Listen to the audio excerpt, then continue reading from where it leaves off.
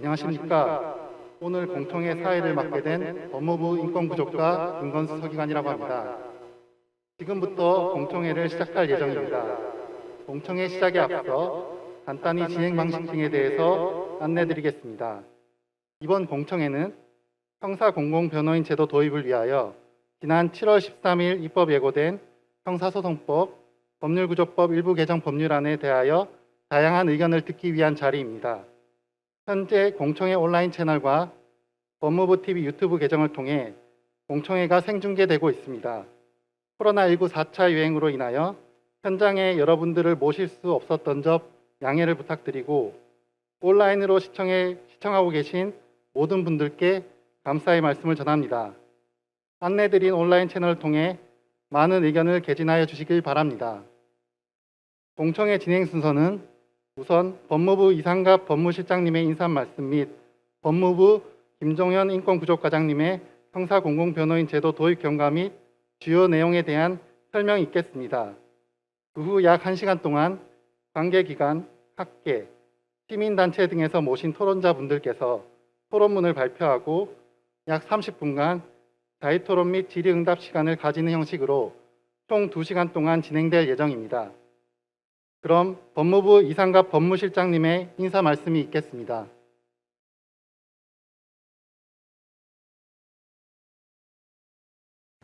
존경하는 내외 참석자 여러분 반갑습니다. 법무실장 이상갑입니다. 국가는 유죄 입증을 위해 수사권이라는 강력한 무기를 사용하지만 수사를 받는 사람은 사회적 약자로서 수사 권력에 대응할 무기를 갖지 못하므로 사법 절차에서의 실질적 무기평등을 위해서는 피고인 및 피의자에 대한 변호인의 조력이 필수적입니다. 현행 법률상 국선 변호는 법원의 심사 단계에서만 제공되고 있어서 수사 단계의 피의자는 인권 침해에 취약할 뿐만 아니라 방어권을 제대로 보장받지 못하는 경우가 많습니다. 헌법상 법치국가의 원리, 적법 절차 원칙에 따라 피의자 또한 수사 절차에서 최소한의 인권을 보장받아야 합니다. 특히 피의자 중 사회적, 경제적 약자들에 대한 인권 보호의 필요성은 더욱 큽니다. 이러한 인식 아래 법무부는 피의자 중 사회적, 경제적 약자들에 대해 국가가 필요적으로 국선 변호인을 선정해주는 내용의 형사공공변호인 제도를 추진해 왔습니다. 지난 20대 국회에 제출된 관련 법안은 대상자 범위, 운영 주체 등에 대한 비판으로 국회를 통과하지 못했습니다. 그러나 그 후 법원, 대한변협 등 외부 위원들이 참여한 법무부 내 TF에서의 논의, 그리고 유관기관 방문 설명 등을 통해 여러 의견들을 충분히 수렴하였고 이를 반영한 형사소송법 그리고 법률구조법 개정안을 다시 마련해서 최근에 입법 예고하였습니다. 형사공공변호인 제도가 도입되면 수사 초기부터 사회적, 경제적 약자들에게 국선 변호인의 조력이 제공됨으로써 수사 과정에서의 인권 침해가 방지되고 헌법상 변호인의 조력을 받을 권리가 실질화될 것입니다. 저희 법무부는 형사공공변호인 제도 도입을 위한 개정 법률안의 내용을 국민들께 널리 알리고 각계의 의견을 수렴하기 위해서 오늘 공청회를 개최합니다. 최근 코로나19 4차 유행으로 인해서 온라인 공청회 방식으로 진행하게 된 점에 대하여 양해를 부탁드립니다. 아무쪼록 많은 분들께서 참여하셔서 소중한 의견 많이 제시해 주시기 바랍니다. 감사합니다.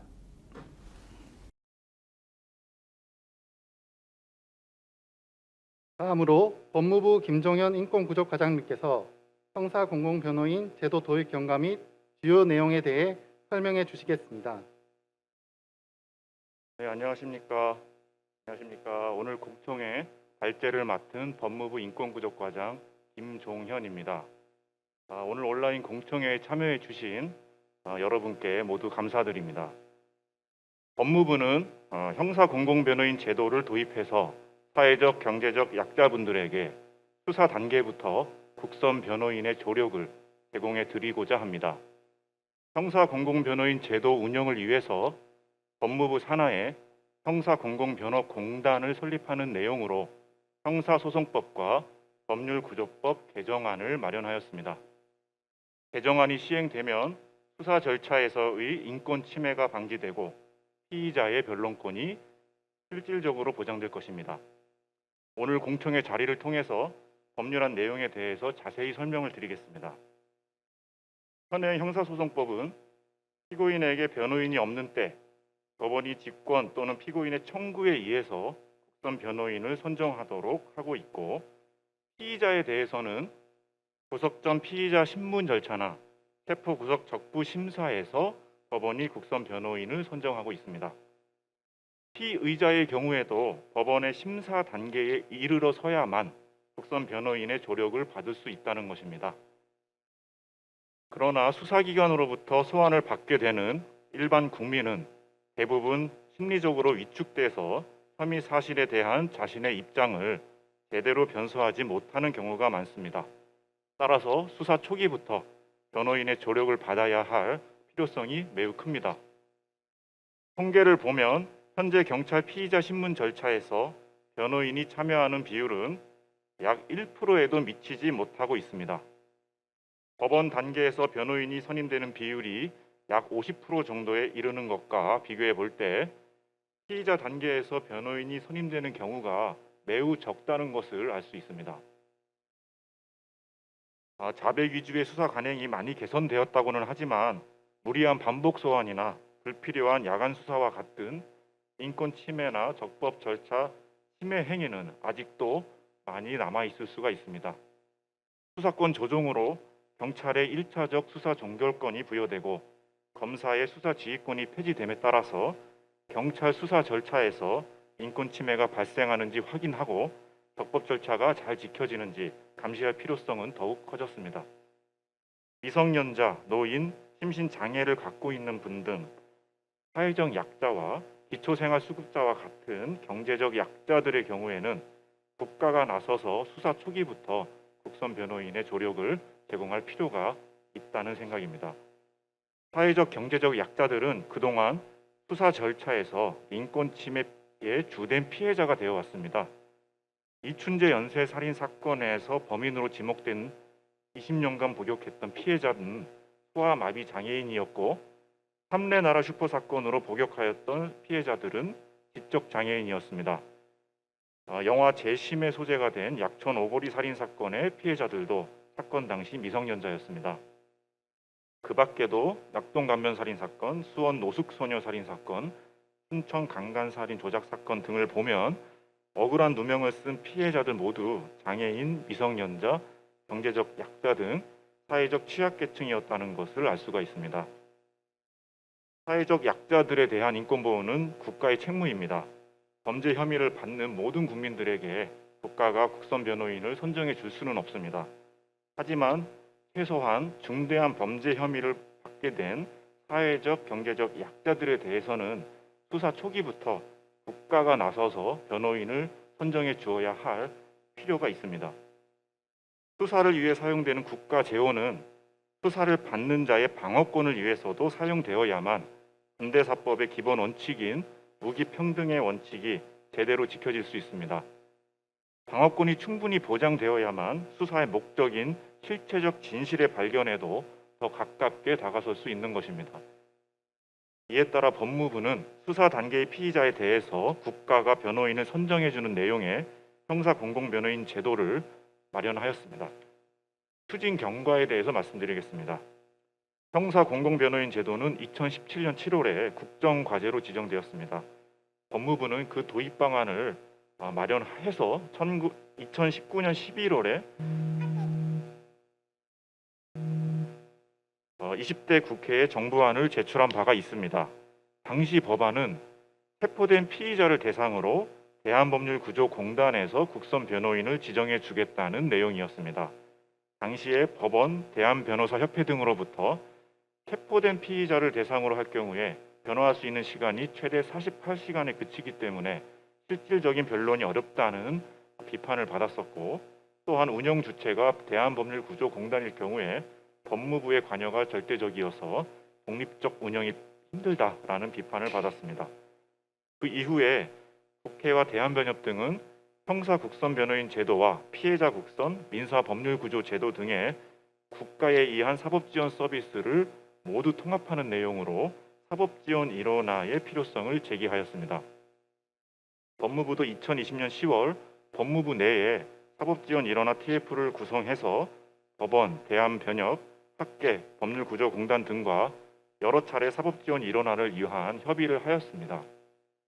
일원화의 범위와 운용 주체 등에 대해서는 유관 기관들의 이견이 있었습니다. 따라서 법무부는 사법지원 일원화의 추진은 계속 논의하되 형사공공변호인 제도만이라도 우선적으로 재추진할 필요성이 있다라고 판단을 하였습니다.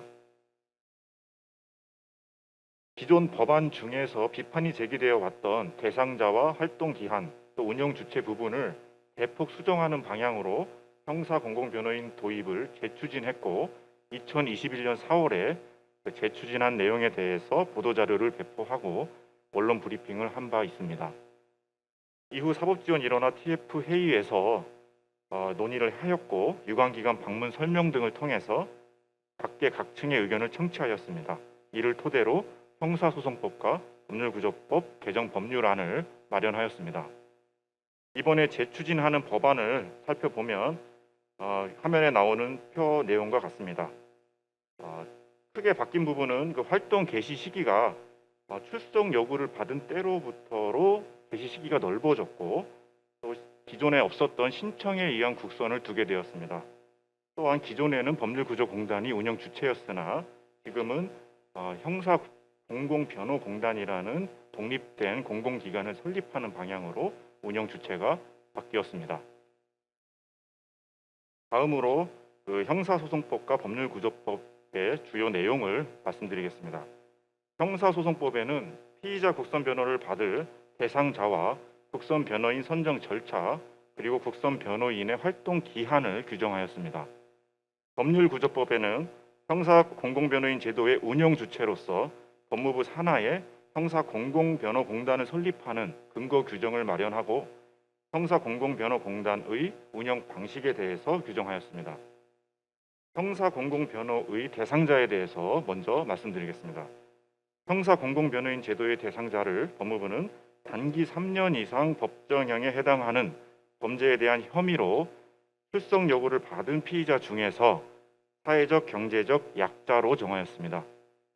중대한 범죄 혐의로 기소되는 경우에는 심리적 불안감으로 정상적인 일상생활을 하기가 어렵고 또 구속이 되기도 하기 때문에 사회적 또는 경제적으로 회복할 수 없는 타격을 받을 수 있다는 점을 고려하였습니다. 대상자인 사회적, 경제적 약자의 구체적 내용을 살펴보면, 사회적 약자는 현행 형사소송법상 필요적 국선변호 대상으로 되어 있는 미성년자, 70세 이상인자, 노화자, 심신장애자 등으로 정하였습니다. 경제적 약자는 변호인을 선임할 경제적 자력이 부족하다는 점이 객관적으로 확인되는 기초생활수급자와 하상위 계층 해당자로 정하였습니다. 또한 그 필요적 국선변호 대상에 해당되지 않더라도 변호인을 선임할 경제적 자력이 부족한 경우에는 해당 피의자의 신청과 형사변호공단의 심사를 거쳐서 국선변호인의 조력을 받을 수 있도록 하였습니다. 즉, 그 신청에 의한 국선변호 제도도 마련한 것입니다. 다음으로 형사공공변호인의 선정 절차에 대해서 말씀드리겠습니다. 필요적 국선변호 같은부터 말씀드리겠습니다.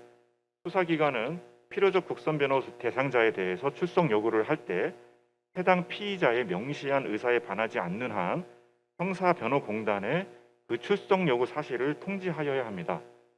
그리고 통지를 받은 형사변호공단은 지체 없이 피의자 국선변호인 명부에 기재된 변호인 중 한 명을 선정해서 수사기관과 피의자에게 각 고지하도록 하였습니다. 신청에 의한 국선 같은 경우에는 피의자가 경제적 자력 부족 등 그 법령에서 규정된 요건을 소명하면서 형사공공변호공단에 국선 변호인 지정을 신청하면 형사변호공단이 경제적 요건을 심사한 후에 국선 변호인을 선정해서 수사기관과 피의자에게 고지하도록 하였습니다.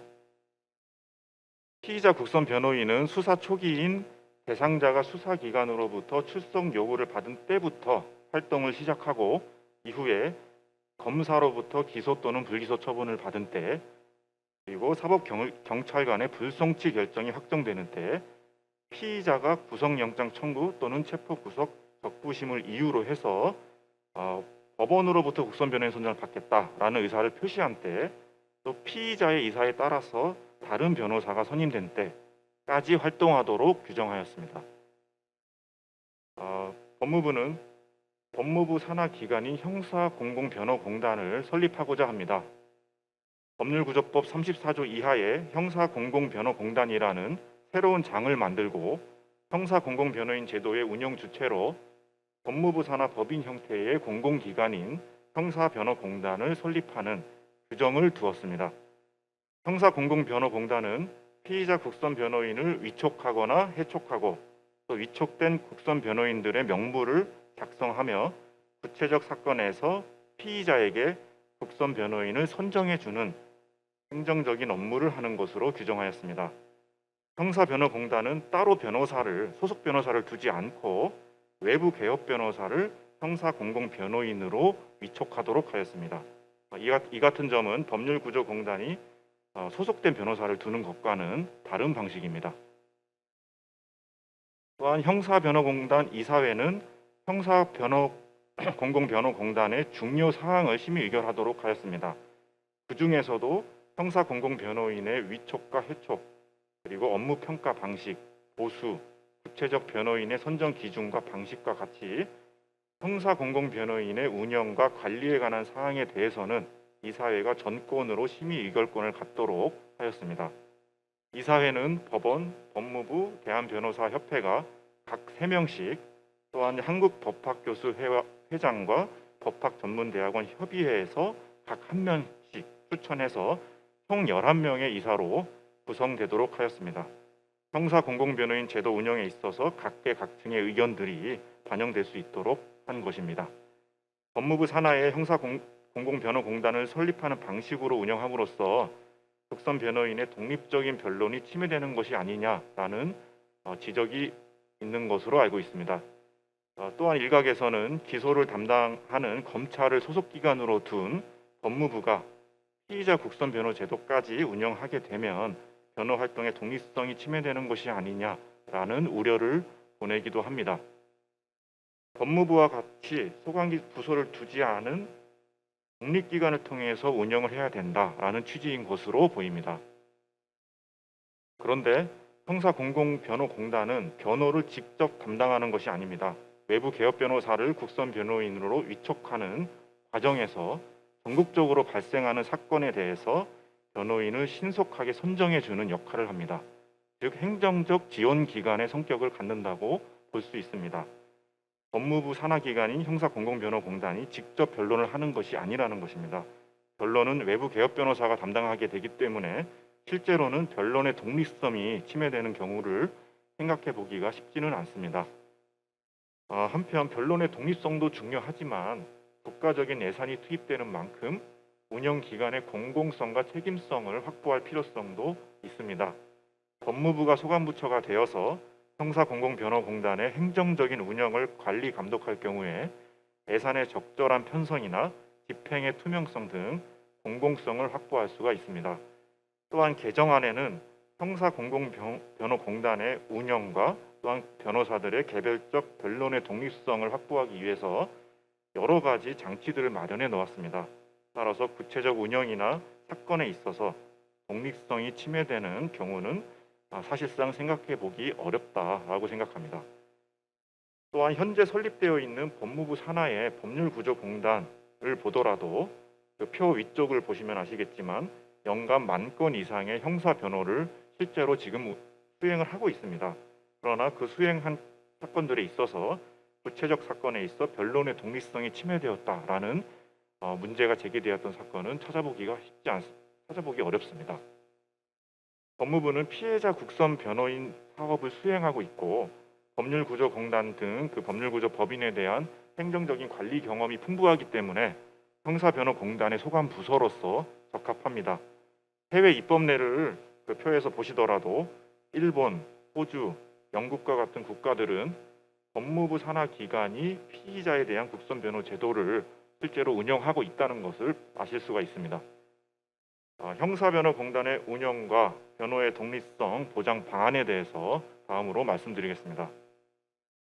첫 번째로 이사회의 자율적 운영을 보장하였습니다. 구체적으로 보면 형사변호공단의 이사회는 법원, 법무부, 대한변협 이 각 3명씩 한국법학교수회 법학전문대학원 협의회가 각 1명씩 추천하는 11명의 이사로 구성됩니다. 또 이사회 구성의 다양성을 위해서 법원, 법무부, 대한변협은 변호사 자격이 없는 이사를 1명씩 각 포함해서 추천하도록 하였습니다. 이를 통해서 법조 직역뿐만 아니라 민간 영역에서도 그 형사변호공단의 운영에 참여함으로써 참여의 저변을 넓히고 국민의 편익 관점에서 제도가 운영될 수 있도록 제도를 마련하였습니다. 또한 이사장과 사무처장은 이사 중에서 이사회의 의결로 선출하도록 규정해서 그 선출에 있어서 독립성을 보장하였습니다. 또한 이사에 대해서는 3년의 임기와 한 차례 연임을 보장하였고 직무를 독립적으로 수행할 수 있는 규정도 두었습니다.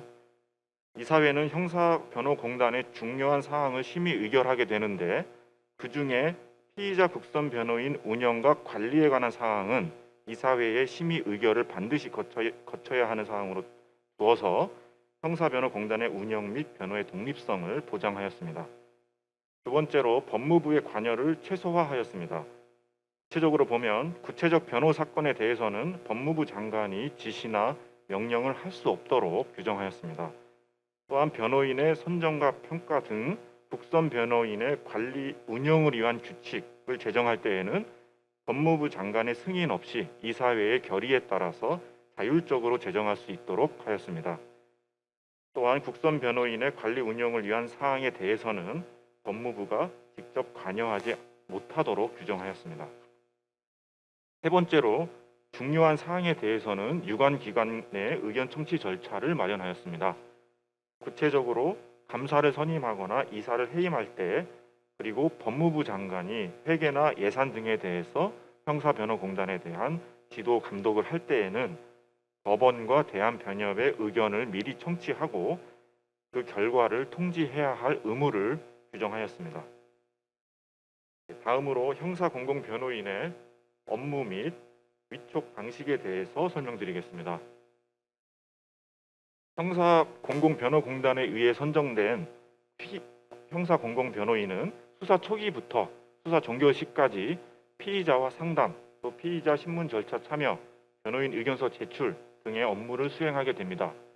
형사공공변호인으로 기관 소속 변호사가 아닌 외부 개업 변호사를 위촉해서 운영할 것인데 지금 법원이 담당하고 있는 현행 국선 변호 제도와 유사하게 전담 변호사와 비전담 변호사를 구별해서 운영할 계획입니다. 예산상의 형사공공변호인에 대한 보수는 피고인 국선 변호 제도와 유사하거나 그 이상의 수준으로 정할 수 있도록 계획 중입니다. 다음으로 마지막으로 형사공공변호공단 도입으로 인한 기대 효과에 대해서 말씀드리겠습니다. 형사공공변호 제도가 도입되면 변호사 업계에 새로운 영역이 확대될 것으로 기대가 됩니다. 국가가 주도하는 국선 변호 사건이 확대되면 기존 개업 변호사들의 법률 서비스 영역이 잠식되는 것이 아니냐라는 우려도 있는 것 같습니다. 하지만 그 앞서 설명드린 것과 같이 우리나라의 경우 피의자 신문 절차에서 변호인이 참여하는 비율은 1% 정도에 불과합니다. 특히 그 형사공공변호인 제도는 사회적 경제적 약자를 위해서 선정되기 때문에 사선 변호인이 선임되어 왔던 기존 사건들의 경우에 기존의 변호의 영역이 침범되는 일은 거의 없을 것으로 생각이 되고 있습니다. 오히려 연간 약 2만 건의 사건이 새로 선정이 되기 때문에 국가에 의해서 변호인이 추가로 선임되는 효과가 있을 것이라고 생각됩니다. 피의자 단계에서도 국선 변호인이 선정된다라는 그런 인식이 확대되면 변호사 업계에 새로운 영역이 개척될 수 있을 것으로 기대가 되기도 합니다. 다음으로 수사 절차에서의 인권 침해가 방지되고 사회적 경제적 약자들의 실질적인 변론권이 보장될 것입니다. 범죄 혐의를 받는 피의자도 인권 보호의 대상입니다. 법원에서 유죄의 판결이 확정되기 전까지는 무죄의 추정을 받는 자로서 적법 절차에 의해서 보호받아야 합니다. 수사 과정에 참여한 형사 공공변호인은 사회적 경제적 약자인 국민들을 위해서 수사기관에 의한 적법 절차 위반 그리고 인권 침해 여부를 확인하고 점검할 것입니다. 이로써 무고한 사법 피해자들이 발생하는 것을 방지하는 데 기여할 것입니다. 또한 변호인을 선임할 자력이 없는 사회적 경제적 약자들도 변호인을 선정받음으로써 수사 과정에서 실질적인 변론이 가능할 것입니다. 이를 통해서 실체적 진실 발견에 기여할 것이고 그 책임에 맞는 적정한 수사기관의 처분을 받게 됨으로써 국민들은 사법 시스템에 대한 신뢰를 더욱 하게 될 것입니다. 피의자와 같은 사회적 약자에 대한 인권 보호는 국가 인권 보장의 최저 수준을 가늠하는 기준이 될 수 있습니다. 피의자에 대한 인권 보호를 통해서 국가의 인권 보호 수준 또한 향상될 것으로 기대됩니다. 이상으로 형사공공변호인 제도 도입을 위한 형사소송법과 법률구조법 개정안에 대한 발제를 마치도록 하겠습니다. 감사합니다.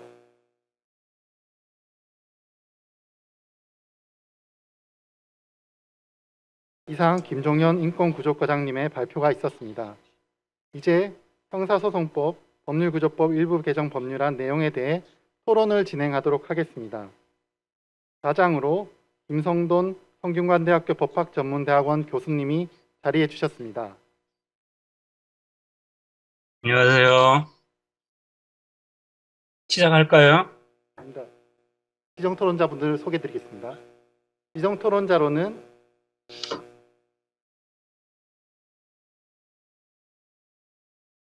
광주고등법원의 박형렬 판사님 자리해 주셨습니다. 예, 안녕하십니까. 박경현 판사입니다. 아주대학교 법학전문대학원 한영수 교수님, 대한변호사협회 홍세욱 사업이사님,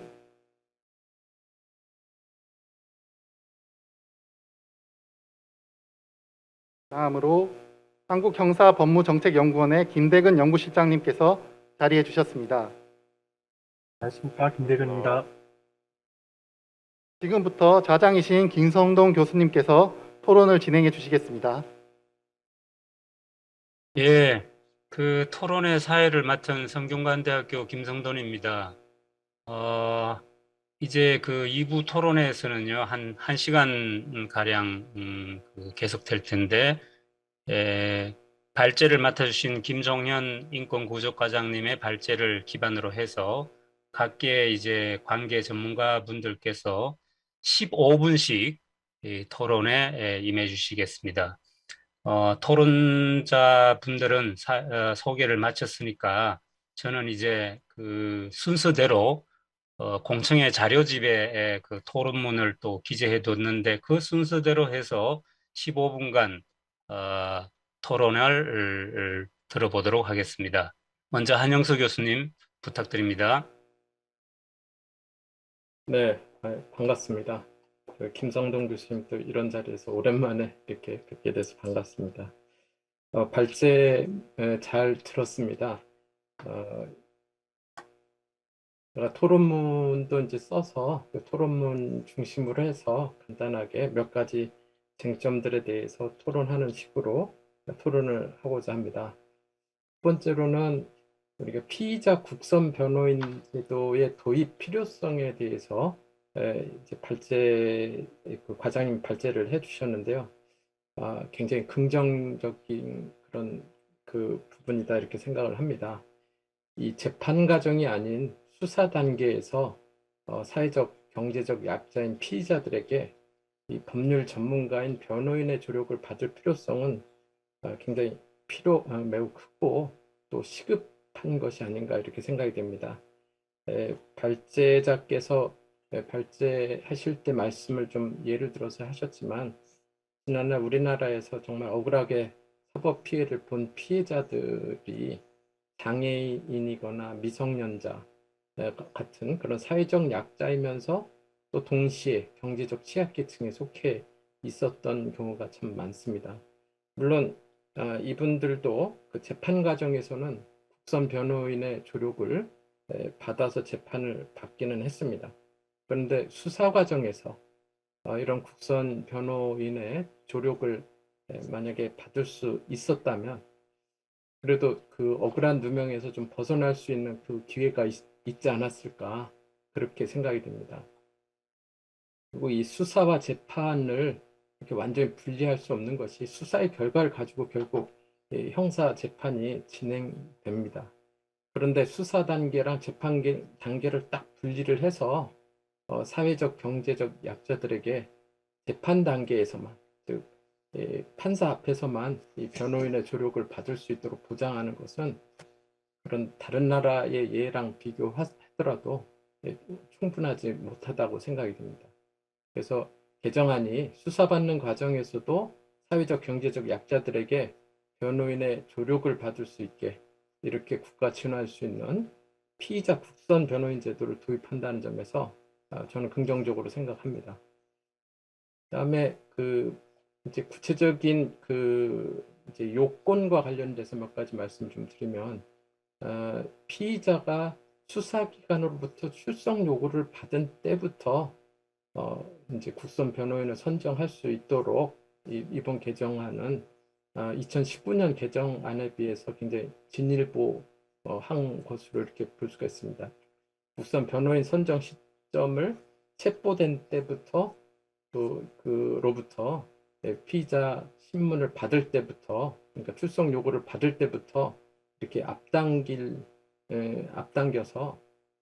그러니까 결과적으로 보면 수사기관의 피의자 신문 시에 변호인이 동석해서 피의자에게 법률적 조력을 할 수 있도록 그렇게 한 것이 이번 개정안의 가장 중요한 그런 부분이 아닌가 이렇게 생각이 됩니다.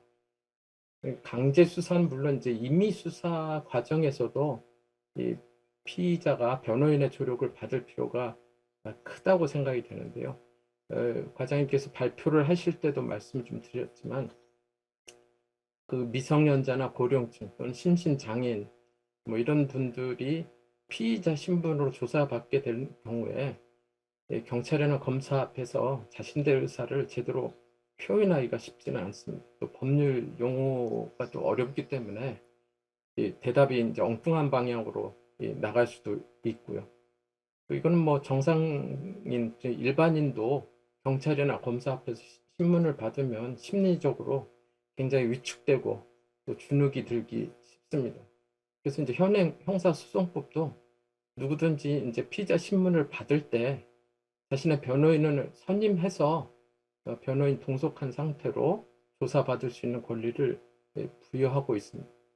그런데 경제적으로 이런 변호사를 살 수 없는 이런 선임할 수 없는 사람들에게는 이 제도가 사실은 현실적으로는 무용지물일 수가 있습니다. 그래서 이들에게 그 피의자 신문 과정에서 변호인의 도움을 이렇게 줄 수 있는 그런 제도의 도입이 정말 필요하다고 이렇게 생각이 됩니다. 그러니까 피의자 신문 단계부터 이 변호인의 조력을 받을 권리를 누구든지 이렇게 받아야 되는데 지금처럼 재력이 있는 일부 사람들만 누릴 수 있다면 그건 좀 형평성이 어긋난 것이라고 생각이 듭니다. 그다음 요건으로는 이제 그 법정형이 그 사형 무기 또는 3년 이상의 징역이나 금고에 해당하는 중한 범죄 혐의를 받는 그런 피의자로 피의자 국선 변호인 선정 대상자를 이제 한정하고 있는 부분인데요. 이 점은 그 현재 시행 중인 피고인 국선 변호인 선정 기준하고는 이제 큰 차이가 있는 부분이기도 합니다. 이 피고인 국선 변호인 제도의 요건으로는 이제 이런 중한 범죄를 저지르는 경우에는 대상자가 누구든 뭐 이런 사회적 약자든 경제적 약자든 제한 없이 하나의 그 단독 기준으로 국선 변호인 이제 선임 필요적 선임 기준이 되는데, 피의자 국선인 경우에는 지금 도입하고자 하는 그 개정안에 따르면 요 중한 범죄 혐의가 이 공통의 어떤 기준, 즉 제약 요건으로 작용하고 있다라는 거죠. 그러니까 사회적 약자에 해당하더라도 피의사실이 중하지 않으면 국선 변호인 혜택을 받을 수 없도록 되어 있는데요. 뭐 이렇게 그 피의자 국선 변호인의 대상군을 좀 좁게 제한하려는 취지는 이런 이제 뭐 타당하다고 생각이 됩니다. 왜냐하면 너무 중하지 않은 경한 범죄에 대해서도 피의자 국선 제도를 도입을 한다면 실제로는 도움이 정말 필요 없는 아주 단순 사건에서도 이렇게 변호인이 선임될 수도 있고, 또 지금 그 개정안에 또이 지금 현행 제도랑 조금 차이가 있는 거는 필요적 국선 변호인 대상자로 기초생활수급자 차상위 계층, 즉 경제적 취약계층을 필요적 이제 변호 대상으로 추가를 한 부분인데요. 이제 이러다 보면 그 피의 사실의 경중에 상관없이 국선 변호인 혜택을 받게 하면 이제 불필요한 피의자까지 이제 자원을 낭비할 수 있는, 그래서 실제적으로 도움이 필요한 사람들에게 충분히 지원할 수 없을 것 같은 생각도 들어요. 그래서 이렇게 이제 중한 사건으로 제한을 하는 것은 이제 타당한데, 다만 제가 이제 조금 제안하고 싶은 것은 지금 이제 3년 이상의 징역이나 금고에 해당하는 그런 중범죄의 피의 사실에 국한하고 있는데요. 요거를 이제 1년 이상 징역이나 금고에 해당하는 이른바 이제 합의부 사건에 해당하는 이런 이제 범죄군으로 좀 확대하는 것은 어떤지 한번 검토를 해보시면 좋겠다라는 생각이 듭니다. 아무래도 합의부 사건의 경우에는 단독 사건에 비해서 복잡한 사실과 또 다양한 법리가 이제 작동하고 있고요.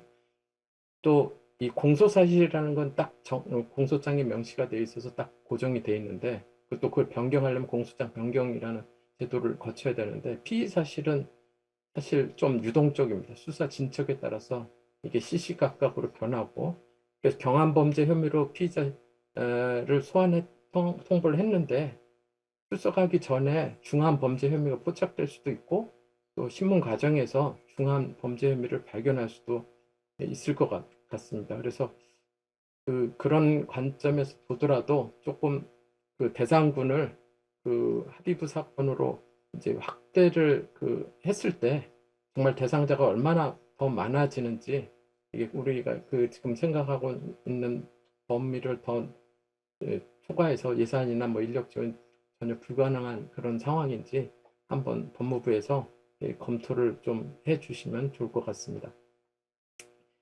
그 다음에는 이제 피의자 국선과 기존의 피고인 국선 변호인 간의 그런 관계가 이제 좀 문제가 되는데요.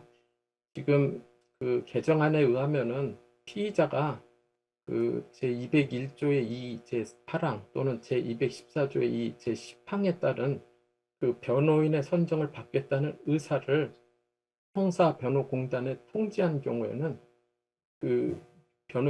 형사변호공단에서 변호인 선정 즉시 효력을 상실하게 되어 있습니다. 이제 이거는 이제 구속영장 실질 심사를 받을 경우나 또는 체포 구속 접수 심사를 받고자 하는 경우에 이제 이런 규정을 우리가 기존에 이제 이 국선 변호인의 조력을 받을 수 있는 그런 제도가 있기 때문에 이제 이런 규정을 두고 있는데요.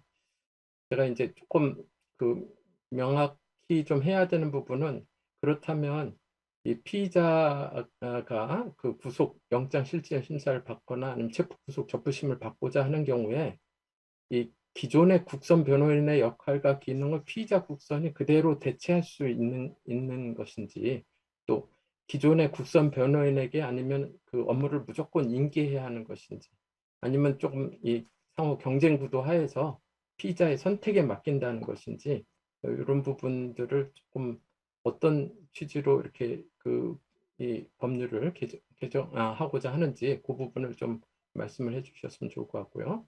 개인적인 생각에는 좀 누구에게 맡길지는 피의자의 선택에 맡기는 것이 바람직하지 않을까, 그렇게 생각이 됩니다. 그 다음에 형사공공변호공단의 설립과 운영과 관련돼서 사실 그 검찰청이 법무부 소속이라는 그 사실만으로 이게 검사와 대립적인 지위에 있는 피의자 변호인의 변호 업무의 독립성이 침해될 수 있다라는 일각의 우려가 있는데요. 저는 이 부분에 대해서는 이렇게 좀 동의하지 않는 편입니다.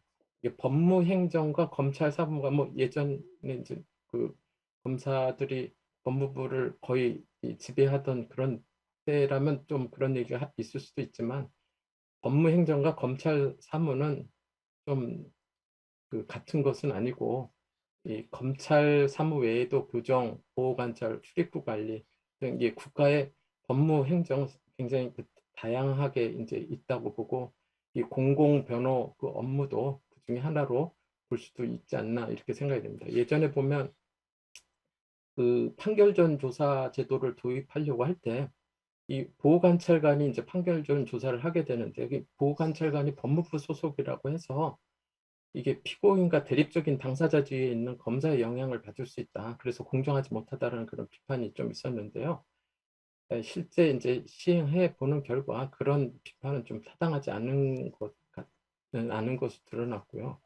또 이 보호관찰소가 법무부 소속 기관이라고 하더라도 개별 사안에서 이 보호관찰관들이 검찰의 지배를 받지는 않을 뿐더러 그 역할과 기능이 또 다르기 때문에 각자 독립적으로 자신들의 고유한 업무를 수행하고 있다고 저는 이렇게 생각합니다.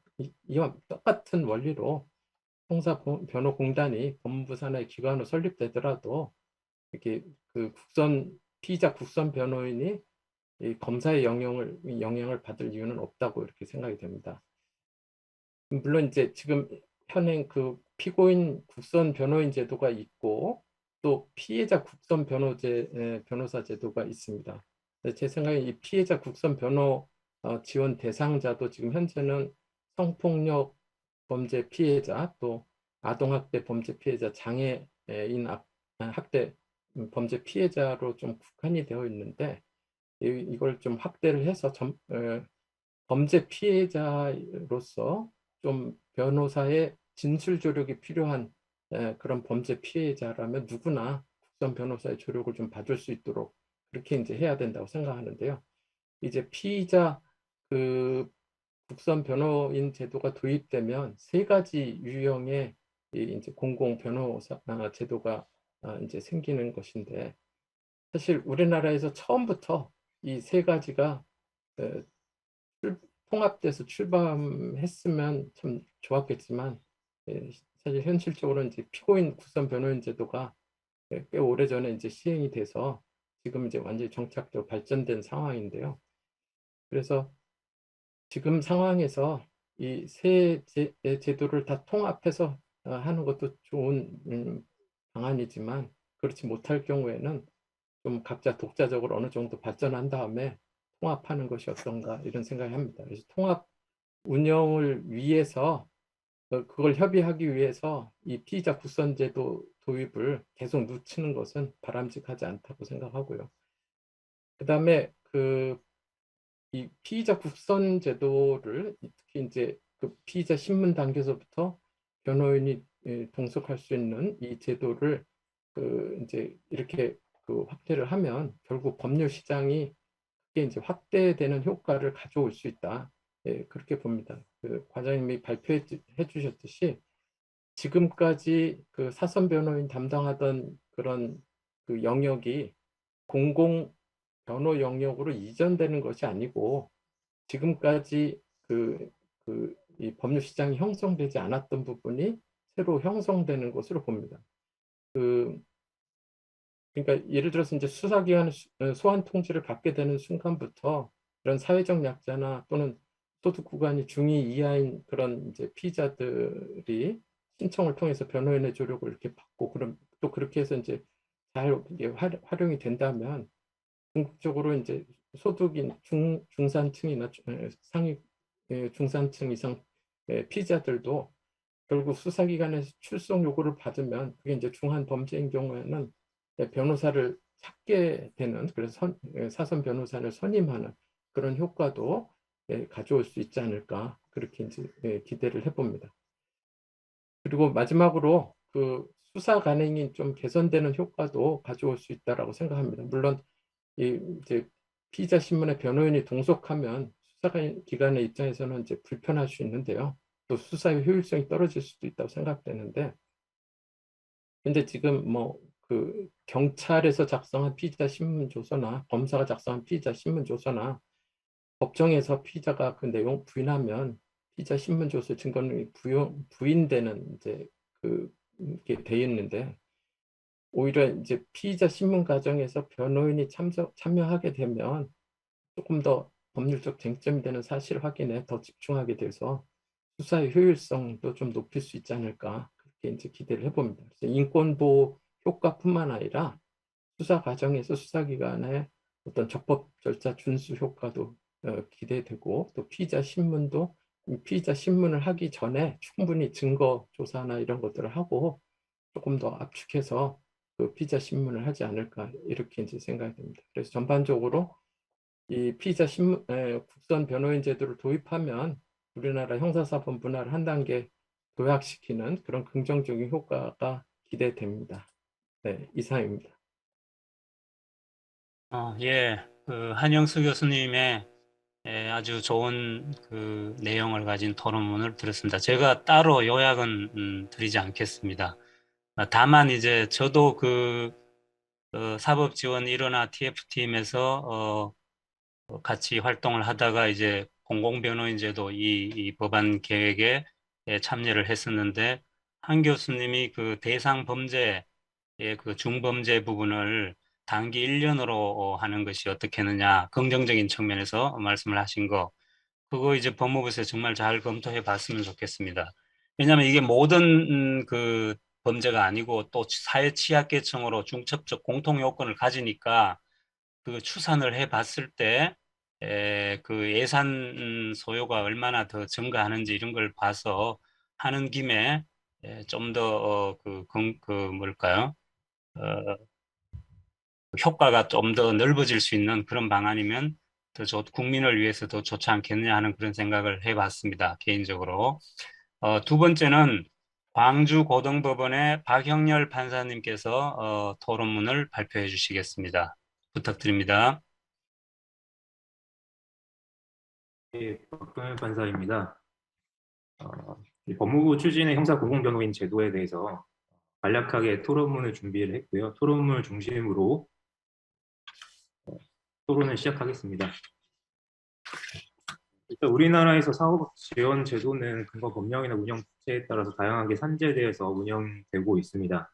그래서 그 적용 대상이나 요건 절차 등에서 상당한 차이를 보이고 있는데, 그 결과 국민의 사법 접근성에 있어서 혼란과 비효율이 발생하고 있다는 지적이 계속 제기되어 왔고, 그에 대한 해결 방안으로 사법지원제도 일원화 필요성이 제기가 되고 있습니다.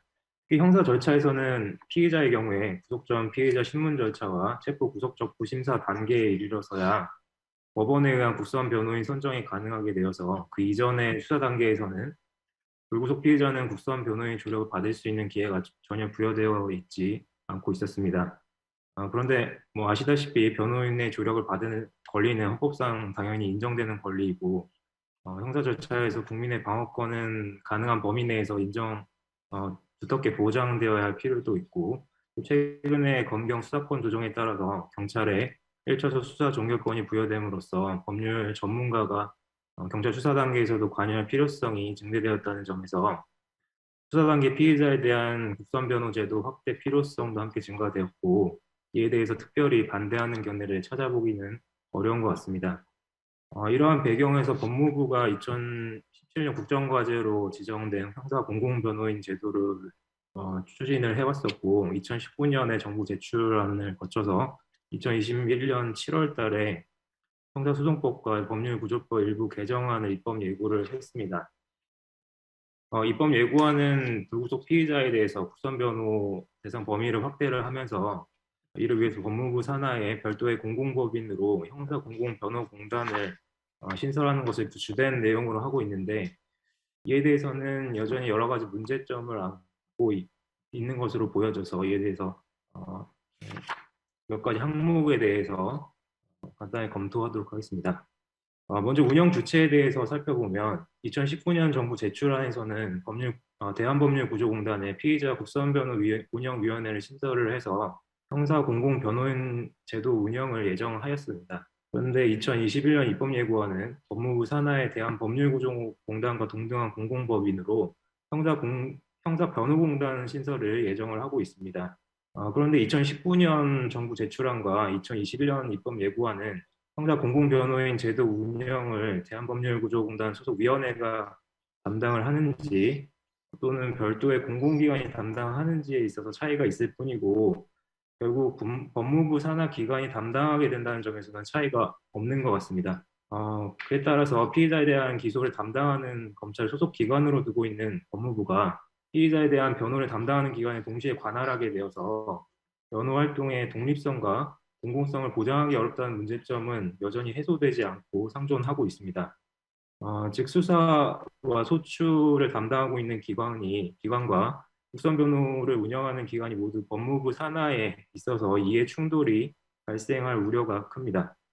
사회적으로 주목을 끄는 사건 등에서 검찰이 유죄 입증을 위해서 총력을 기울이는 상황에서 법무부 산하에 있는 단체가 선발 위촉한 변호사가 적극적인 반론을 제기해서 변호를 하는 것이 현실적으로 가능할지 좀 의문이 듭니다. 법무부는 운영기관의 공공성과 책임성 확보 차원에서 소관 부처로 법무부가 적정하다고 강조하고 있습니다. 그렇지만 법무부 이외의 기관 또는 위원회가 형사공공변호인 제도 운영을 담당하게 된다고 해서 예산의 적정 편성이나 업무의 관리 감독이 현실적으로 불가능하다고 볼 만한 근거가 부족하다고 생각이 됩니다. 법률구조 업무에 대한 전문성과 효율성이 법무부 산하의 검찰과 형사변호공단을 둘 경우에 우려되는 조직 간 이해관계 충돌의 위험성을 감수할 만큼 우월하게 높다고 보기도 어렵다고 생각이 됩니다. 특히 법무부는 법무부 산하에 있는 검찰은 피해자 국선변호인 제도를 운영을 하고 있는데 피해자 국선변호인 선정한 사건에 대해서 법무부 산하의 형사변호공단이 피해자 국선변호인도 선정할 경우에 피해자뿐만 아니라 피의자의 반발이 우려되는 등으로 이해 충돌이나 공정성 시비가 자주 야기될 소지가 크다고 생각이 됩니다.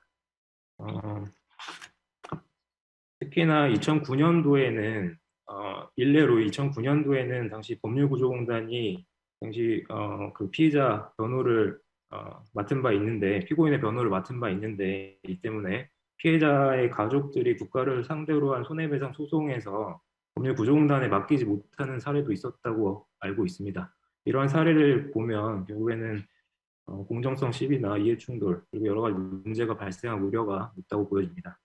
그리고 나아가서 형사변호공단을 신설할 경우에 지역별 지부 설치나 전담 인원 배치가 예정이 되어 있는데 인적 물적 시설을 구비하기 위한 예산의 과다 소요 문제도 당연히 제기될 뿐더러 대한 법률구조공단과는 구별되는 조직 구성이 현실적으로 가능한지도 의문이 있습니다. 별도의 조직 구성을 예정을 한다면 굳이 법무부 산하에 두어야 할 합리적인 이유나 법리적인 필요성도 찾기도 어렵습니다. 다른 나라 입법 예를 살펴보더라도 법무부 입법 예고안과 같은 형태로 운영된 사례를 찾기는 어렵다고 보여집니다. 미국의 경우에도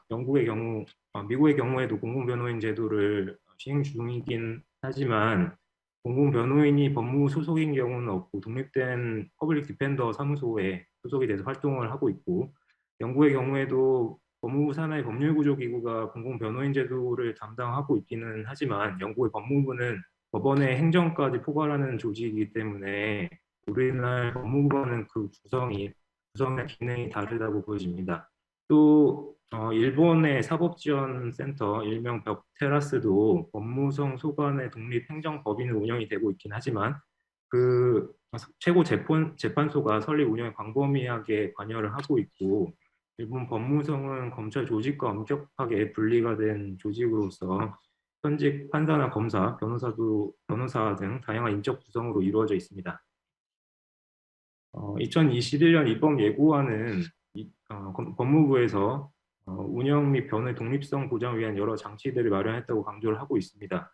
하지만 법무부 산하의 조직의 성질이나 이해관계에 대립되는 두 기관이 존재하는 데에서 오는 구조적 근본적 문제를 해결하기는 어렵다고 보여지고 또 법률안을 보면 법무부 장관에게 형사변호공단의 업무 전반을 지도 감독할 수 있는 권한이 있고 또 감사 임명 권한도 법무부 장관에게 있기 때문에 구체적 사건에 대해서 지도 감독을 제한하는 규정을 두고 있다고 하더라도 실질적으로 형사변호공단의 영향력을 미칠 가능성을 배제하기는 어렵다고 생각이 됩니다. 결국에는 검찰에 대한 지휘 감독권을 가진 법무부 산하에 국선변호 운영 기관을 두는 것은 검찰, 경찰에 대응한 독립적인 공공변호기구를 만들자는 제도의 취지에 어긋나다고 보여지므로 중립적 입장에서 업무를 수행할 수 있는 제3의 독립기관에 운영 맡기는 게 어떤가 하는 생각이 듭니다. 그리고 법무부 입법 예고안의 세부적인 내용에 대해서 한 가지 살펴보면 입법 예고안은 피의자 국선변호 대상의 범위를 단기 3년 이상의 징역이나 금고에 해당하는 사건 중에서 사건의 피의자 중에서 출석 요구를 받은 사회적 경제적 약자로 규정을 하고 있습니다. 현재 이처럼 법정형과 출석 요구를 기준으로 대상 범위와 선정 시기를 설정하게 되면 수사 단계에서 이러한 제도의 적용을 피하기 위해서 피의자 국선변호 대상이 되지 않는 혐의 사실로 출석 요구를 하는 경우가 발생할 가능성을 배제하기 어렵고 피의자 아닌 참고인으로 출석을 해서 조사를 받다가 피의자로 전환되거나 피의자 수사기관에 출석해서 조사받는 과정에서 혐의가 추가돼서 피의자 국선변호 대상자에 해당하게 될 경우에 그 국선변호의 선정 시기나 그 개시 시기가 불분명한 경우도 충분히 존재합니다. 또 신체 구속이 문제가 되지 않고 출석 요구만 받는 상황임에도 그 범죄 유형이나 피의자의 구체적인 입장을 헤아리지 않고 국선 변호인을 일률적으로 선정하는 것도 불필요한 예산이 낭비되거나 절차를 지연될 우려도 충분히 존재한다고 보입니다. 또 한 가지 그 임의적 국선 관련해서 말씀을 드리면 경제적 자력이 부족한 피의자 신청에 따른 임의적 국선 변호 제도와 관련해서는 형사변호공단이 피의자의 경제적 자력 유무를 심사를 하게 됩니다.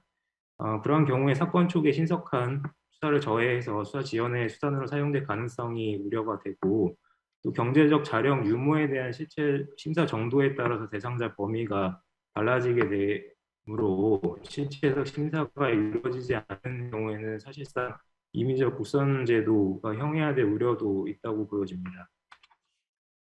그 법원 운영의 국선변호 제도 통합 문제에 대해서는 피의자 국선변호 제도가 도입이 되면 자연스럽게 법원 운영의 국선변호 제도와 통합이 될 가능성이 충분히 상존한다고 보입니다. 하지만 법무부에서 지금 추진하고 있는 형사변호공단을 전제로 해서는 현재 법원 운영 국선변호 제도와 통합하기는 어렵다고 보여지고 이에 대해서는 추후에 다시 검토될 필요성이 있다고 생각이 됩니다. 정리하자면 수사 단계에서 불구속 피의자에 대해서 국선변호 확대하자는 필요성에 대해서는 필요성과 그에 따라서 추진되는 형사 공공변호인 제도의 취지에 대해서는 충분히 공감을 하고 있습니다. 하지만 이번 예고안은 피의자에 대한 기소를 담당하는 검찰을 소속기관으로 두고 있는 법무부 산하에 피의자에 대한 변호를 담당하는 형사변호공단을 별도로 설립하는 것을 주된 내용으로 하고 있고 법무부가 조직의 성질이나 이해관계가 대립되는 두 기관을 동시에 관할하게 되는 근본적인 문제를 안고 있습니다. 이러한 문제는 그 운영의 자율성과 독립성을 보장하는 규정만으로는 충분하게 해결되기 어렵다고 판단이 됩니다. 그리고 내부상 피의자 국선변호 대상 범위와 선정 시기와 관련해도 앞서 말씀드린 문제가 있기 때문에 결국에는 이러한 입법 예고안의 문제점을 고려를 하자면 법무부와는 독립된 제3의 기관이 형사 공공변호인 제도 운영을 맡는 것을 전제로 그 대상 범위와 내용에 대해서도 신중히 검토할 필요가 있다고 생각이 됩니다. 이상 토론 마치겠습니다. 예, 박영열 판사님 좋은 의견 감사드립니다. 그 중에서도 특히 이제 강조하신 부분이 그 운영 주체의 문제인데요. 이 문제는 2019년도 그 개정안, 공공변호인제도 개정안이 이 국회를 통과하지 못한 가장 중요한 그 근거 중에 하나였습니다. 근데 이제 앞서 토론하신 이제 한영수 교수님은 그 일각의 우려는 이제 많이 바뀌었다 하는 그런 의견이었고, 박 판사님은 그 반대로 여전히 해소되지 않고 이 문제가 중요하다라고 대립각을 보이고 있습니다. 이게 이제 뭐 이따 종합 토론이나 자유 토론에서 또 논의가 될 텐데요. 사법 환경은 많이 바뀐 것 같습니다. 왜냐하면 과거에는 이제 그 검찰 이퀄 법무부 이렇게 등식 관계가 성립되었지만 이제 법무부가 탈검찰화하고 있고 하는 그런 부분, 그다음에 이제 검찰이 이제 6대 범죄를 제외하고는 수사를 하지 않게 되었다는 점, 지금 수사 단계에서의 피의자 변호인 제도잖아요. 그래서 이제 그런 부분들이 크게 바뀌었고, 특히 이제 그 독립 문제를 봤을 때 이제 조직상의 독립이냐, 기능상의 독립이냐라고 보면 지금 이제 그 형사변호, 공공변호 공단, 공단은 이제 일종의 플랫폼 같은 그런 역할을 하고 있다는 내용이 법안에 나옵니다. 왜냐하면 변호사가 그게 소속되어 있지 않으니까요. 그런 점들이 이제 좀 더 부각이 되어서 이 제도가 이번에는 뭔가 지금 좀 실패하는 일이 없도록 좋은 의견을 잘 모아서 지혜를 좀 합치면 통과될 수 있도록 노력을 해야 되지 않느냐 하는 그런 생각이고, 이제 다음 이제 토론으로는 또 여전히 이제 그 운영 주체 문제가 제기되겠습니다만, 여튼 그 문제에 관한 것이 여전히 이제 실마리 해결의 가장 어떤 아픈 포인트로 남아 있는 것 같습니다.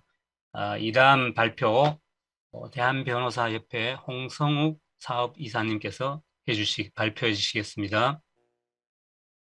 네, 안녕하세요. 대한변협 사업이사 홍세욱 변호사입니다. 어, 지금 많은 의견들이 나오고 또 이제 발제에서도 형사 공공변호인의 필요성에 대해서도 잘 설명을 주셨는데, 저희는 기본적으로 이 형사 공공변호인 제도가 좀 졸속적으로 추진이 되고 있는 게 아닌가 그런 우려를 갖고, 그리고 이런 졸속적인 형사 공공변호인 제도에 대해서 이 추진을 지금 이제 반대하고 있습니다. 그 논거에 대해서 좀 하나하나 좀 말씀을 좀 드리겠습니다. 네, 먼저 그 20대 국회 때 이제 똑같은 이런 피의자 단계의 형사 이제 공공변호인 제도를 법무부에서 추진을 했었는데, 당시에도 그 법안이 뭐 대상자 범위라든가 운영 주체 등에 대한 그 문제점이 있어서 이에 대한 비판으로 이제 통과되지 못했다고 하고 있습니다. 근데 지금 현재도 이에 대해서는 어떻게 보면은 그 문제점이 해소되지가 않고 있습니다. 뭐 예를 들어서 법률구조공단으로 이제 추진을 하나, 아니면 형사공공변호공단을 설립을 해서 추진을 하나, 법무부 산하에 이 어떻게 보면은 동일한, 어떻게 보면 법무부 산하에 기관을 설치를 해서 추진하는 거에 있어서는 전혀 다를 바가 없기 때문에 이 문제점은 전혀 해소되지 않고 있다고 생각을 하고, 그리고 그 수사 단계에서는 뭐 누구나 알고 있듯이 검찰과 피의자는 대립하는 당사자입니다. 그런데 이제 법무부가 뭐 법률구조공단이든 아니면 형사공공변호공단이든 법무부 산하에 직접 설치해서 피의자 뭐를 기소하는 것과 그리고 변호하는 것, 이거를 동시에 뭐 법무부 산하의 기관들이 뭐 수행을 하겠다라는 거는, 이거는 굉장히 그 논리적인 모순을 초래하는 것이고요. 그리고 그 조직상으로나 인적 구성에 있어서나 법무부로부터 독립성을 확보하기 어려운 법무부 산하에 공단을 설치하는 것 자체가 수사와 기소를 모두 독점하는, 법무부가 그 수사 단계의 피의자 인권까지 보호하겠다는 건데, 이건 굉장한 모순이라고 보여집니다. 그리고 뭐 수사 단계의 변호인은 그 수사 주체에 대응해서 피의자의 인권을 적극 보호하는 역할을 수행해야 하고, 이를 위해 변호인이 수사 주체인 검찰로부터 독립되어야 하는 것은 당연합니다. 만일 수사 주체와 그 변호인이 독립되지 못한 채 밀접하게 연관되어 있다면 이는 변호인이 수사 주체의 입장에 종속될 우려도 배제할 수 없습니다. 이는 피의자의 인권 보호라는 변호인의 존재 이유에 정면으로 반합니다. 그리고 수사 주체인 법무부 산하의 형사공공변호공단 소속 변호사가 과연 주무부처인 법무부로부터 완벽하게 독립해서 검찰과 대등한 지위에서 피의자의 권리를 완전하게 보호할 수 있는지 이것도 의문입니다.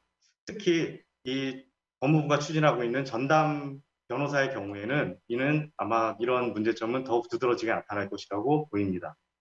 법무부는 공단 이사회의 자율적 운영, 그리고 법무부 관여 최소화 등 형사공공변호공단 운영의 독립성을 보장하고 변호의 독립성을 최대한 보장하겠다고 밝히고 있습니다.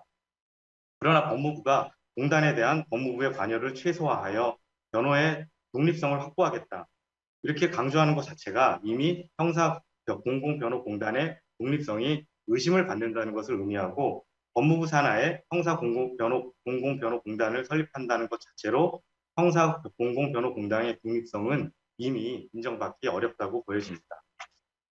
그리고 법무부는 검찰청과 법률구조공단을 통해 피해자 국선 변호 업무 역시 독점하고 있습니다.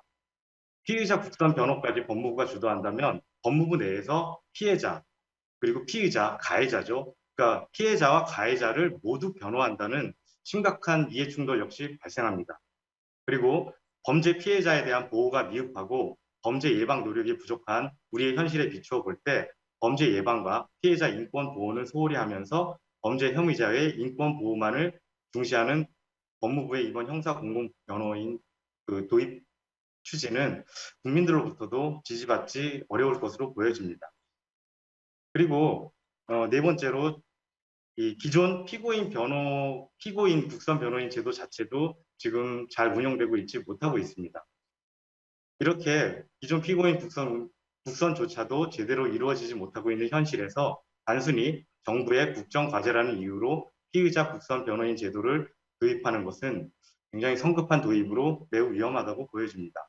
법무부가 형사공공변호인을 도입해야 한다는 근거로 제시하고 있는 사건들이 약천 오거리 살인 사건, 그리고 삼례나라 슈퍼 사건 등을 제시하고 있습니다.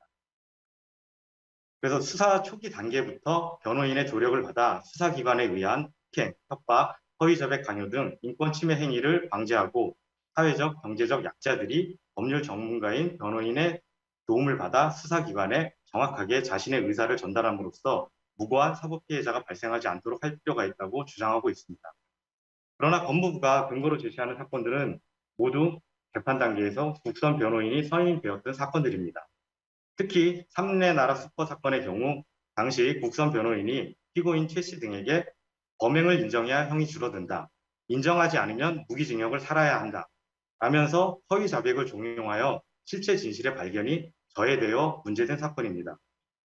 법무부가 근거로 들고 있는 사건들을 보면 수사 단계에서 수사관에 의한 폭행, 협박, 허위 자백 강요 등 인권 침해 행위를 방지하고 무고한 사법 피해자 발생을 방지하기 위한 대안으로 형사공공변호인의 도입이 해결책이 아니라는 것을 알 수 있습니다.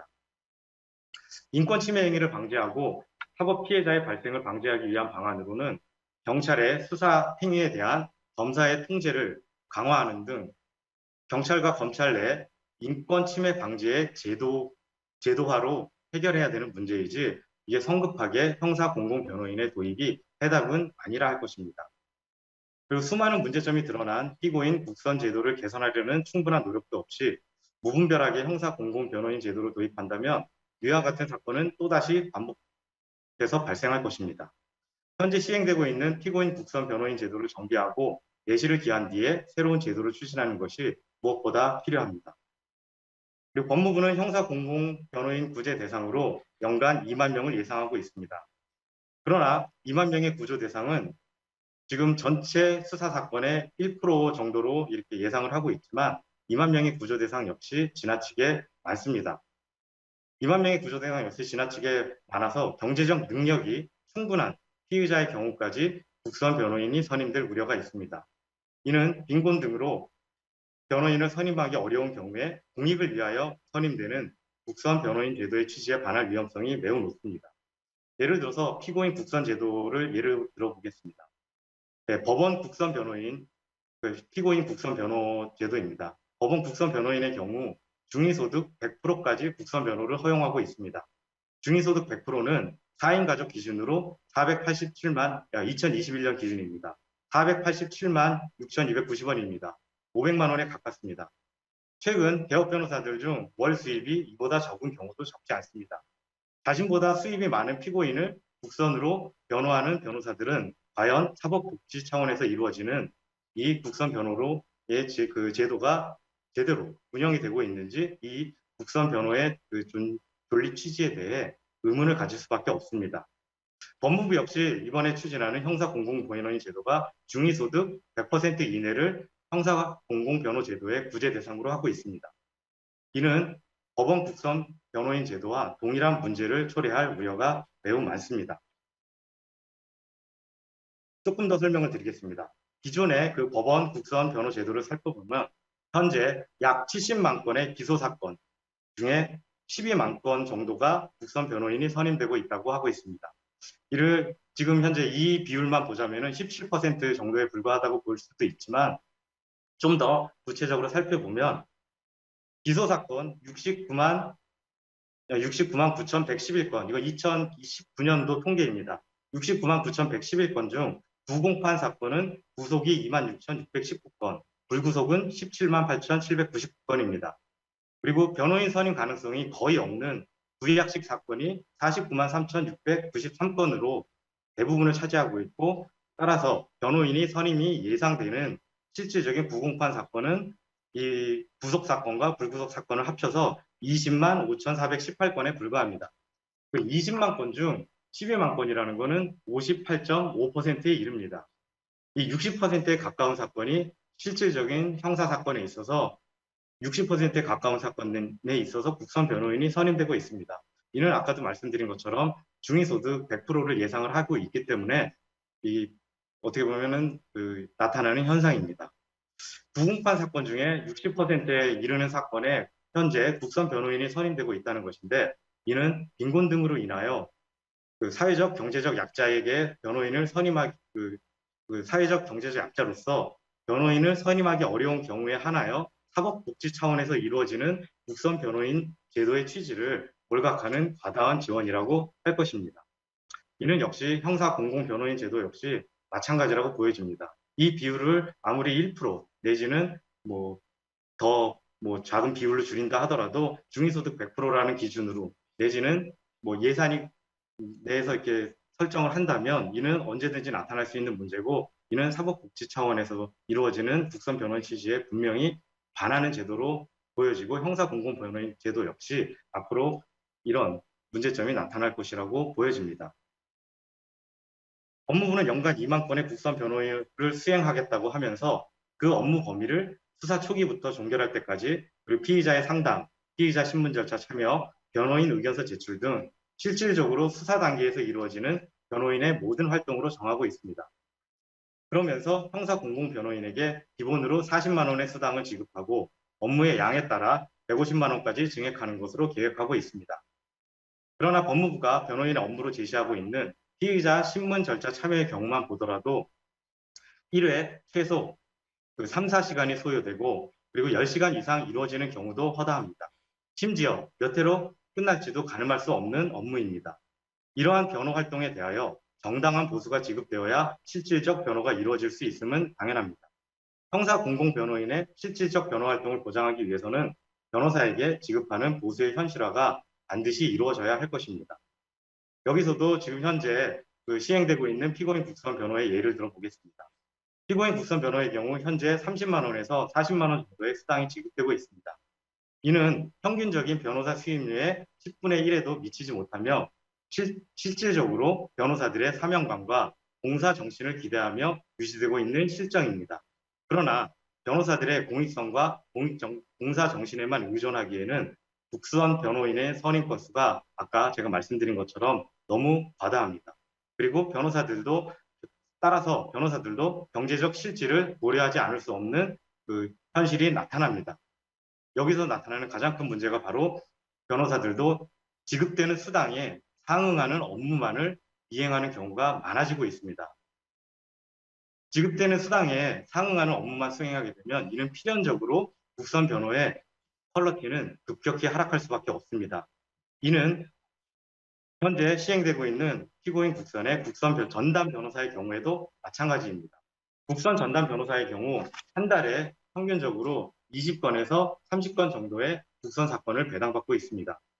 한 명의 변호사가 사선으로 20건에서 30건의 한 달에 20건에서 30건의 형사 사건을 수임하여 수행한다는 것은 물리적으로 불가능합니다. 이는 변호사 업무를 수행하는 변호사라면 누구나 알고 있는 사실입니다. 그러나 국선 전담의 경우 사선으로 선임하였다면 수행하기에 거의 불가능한 정도의 사건 수를 실제로 수행하고 있습니다. 과연 국선 전담 변호사들의 이 업무 수행, 이 업무의 질이 과연 제대로 유지되고 있는지 의문이 아닐 수 없습니다. 현재 법원 국선 변호인 제도는 이렇듯이 피고인의 인권 보장보다는 어떻게 보면 법원의 재판의 편의를 위하여 운영되고 있는 측면이 크다고 보여집니다. 위에서 본 것처럼 무공판 사건의 60%가 국선 변호인에 의하여 수행되고 있다는 것은 이런 사법복지 차원에서 피고인을 보호하는 목적보다는 재판의 편의를 위하여 법원에서 무분별하게 국선 변호인을 선임하고 있는 것이 아닌가 의심스러운 상황입니다. 부실한 국선 변호로 인한 피해는 결국 국민에게 돌아갑니다. 국선 변호인에게 지급되는 수당은 소액입니다. 그렇지만 국선 변호인으로 선임되는 건수가 워낙 많아 2020년 법원 국선 변호인의 예산은 624억 원에 이릅니다. 국민의 막대한 세금이 투입되는 국선 변호인 제도가 과연 국민에게 도움되는 방향으로 운영되고 있는지 먼저 심각하게 고려하여야 할 때입니다. 이러한 법원 국선 변호인 제도의 폐해를 개선함이 없이 국민의 인권을 보호하겠다라는 막연한 목표만을 갖고 수사 단계에서 국선 변호인 제도를 추진한다면 형사 공공 변호인 제도 역시 경찰 또는 검찰의 수사 편의를 목적으로 형사 공공 변호인을 무분별하게 선임하게 될 가능성 역시 매우 크다고 보여집니다. 이는 형사 공공 변호 부재 대상에 급증을 가져오고 필연적으로 부실한 변호로 이어질 것입니다. 그리고 이런 피해는 전적으로 국민에게 전가될 것입니다. 국민들은 국선 변호인이라 하더라도 사선 변호인과 동일한 변호를 기대하고 있습니다. 법무부 역시 근본에 추진하는 형사 공공 변호인 제도를 통하여 피의자들에게 사법 변호인과 동일한 아니면 그에 버금가는 법률 조력을 받게 하는 것을 기대하고 있다고 생각합니다. 그러나 현재 법무부가 목표하는 연간 2만 건의 계획과 그리고 수당 지급 계획은 법원 국선 변호인 제도와 마찬가지로 변호의 질적 수준을 담보하기 어려운 금액입니다. 이는 국선 전담으로 형사 공공 변호인을 뽑아서 수행하게 한다 하더라도 마찬가지입니다. 법무부가 제시하는 형사 공공 변호인의 대상과 변호인에게 지급하는 수당 등을 보았을 때 형사 공공 변호인의 이 변호의 질적 수준에 대한 검토가 있었는지 의심스럽습니다. 현재 법무부가 추진하는 형사 공공 변호인 제도는 사선 변호인과 국선 변호인의 법률 조력의 질에 있어 큰 차이가 날 수밖에 없습니다. 국선 변호인의 법률 조력의 질이 사선 변호인의 법률 조력과 큰 차이가 난다는 것을 전제로 형사 공공 변호인 제도가 시행을 한다면 이는 시행을 안 하는 것만 못한 결과를 초래할 것입니다. 네, 그리고 마지막으로 형사 공공 변호 공단에 대해서도 문제점에 대해서 말씀을 드리겠습니다. 법무부는 형사 변호 공단의 이사회를 법원, 법무부, 변협이 각 3인씩 그중에 1인은 반드시 비법조인으로 추천하고 그 다음에 한국법학교수협의회 회장 그리고 법학전문대학원 협의회 이사장이 각 1인씩 추천하여 총 11명의 이사로 구성하겠다고 밝히고 있습니다. 그러나 수사 단계에서의 국선 변호인 선임에 법원이 관여한다는 것은 사실 의문입니다. 그리고 더군다나 국선 변호인 등 형사 공공 변호인 제도의 운영에 전혀 관계가 없는 한국법학교수회와 법학전문대학원 협의회에서 이사를 추천할 권한이 있다는 것은 더더욱 이해할 수 없습니다. 한국법학교수회와 법학전문대학원 협의회의 경우 실제로 이 형사변호공단을 만약에 추진한다 하더라도 별도의 자문위원 추천 정도로 충분하지 않나 보여집니다. 또한 형사 공공 변호인 제도의 주축은 변호사입니다. 주축이 변호사라는 것에 대해서는 아무런 의문이 없을 것입니다. 그러나 법무부가 의도하는 이사진 구성을 이렇게 살펴보면 이사 11명 중 실질적으로 변호사는 2명에 불과합니다.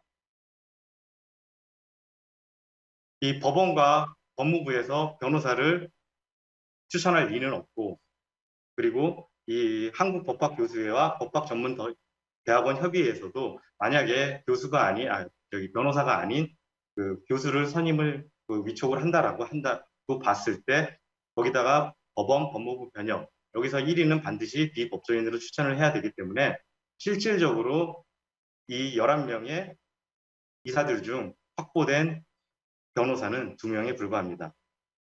형사 공공변호인 제도가 시행될 경우 피의자를 변호하면서 변호인으로서의 업무를 수행할 주체는 분명히 변호사입니다.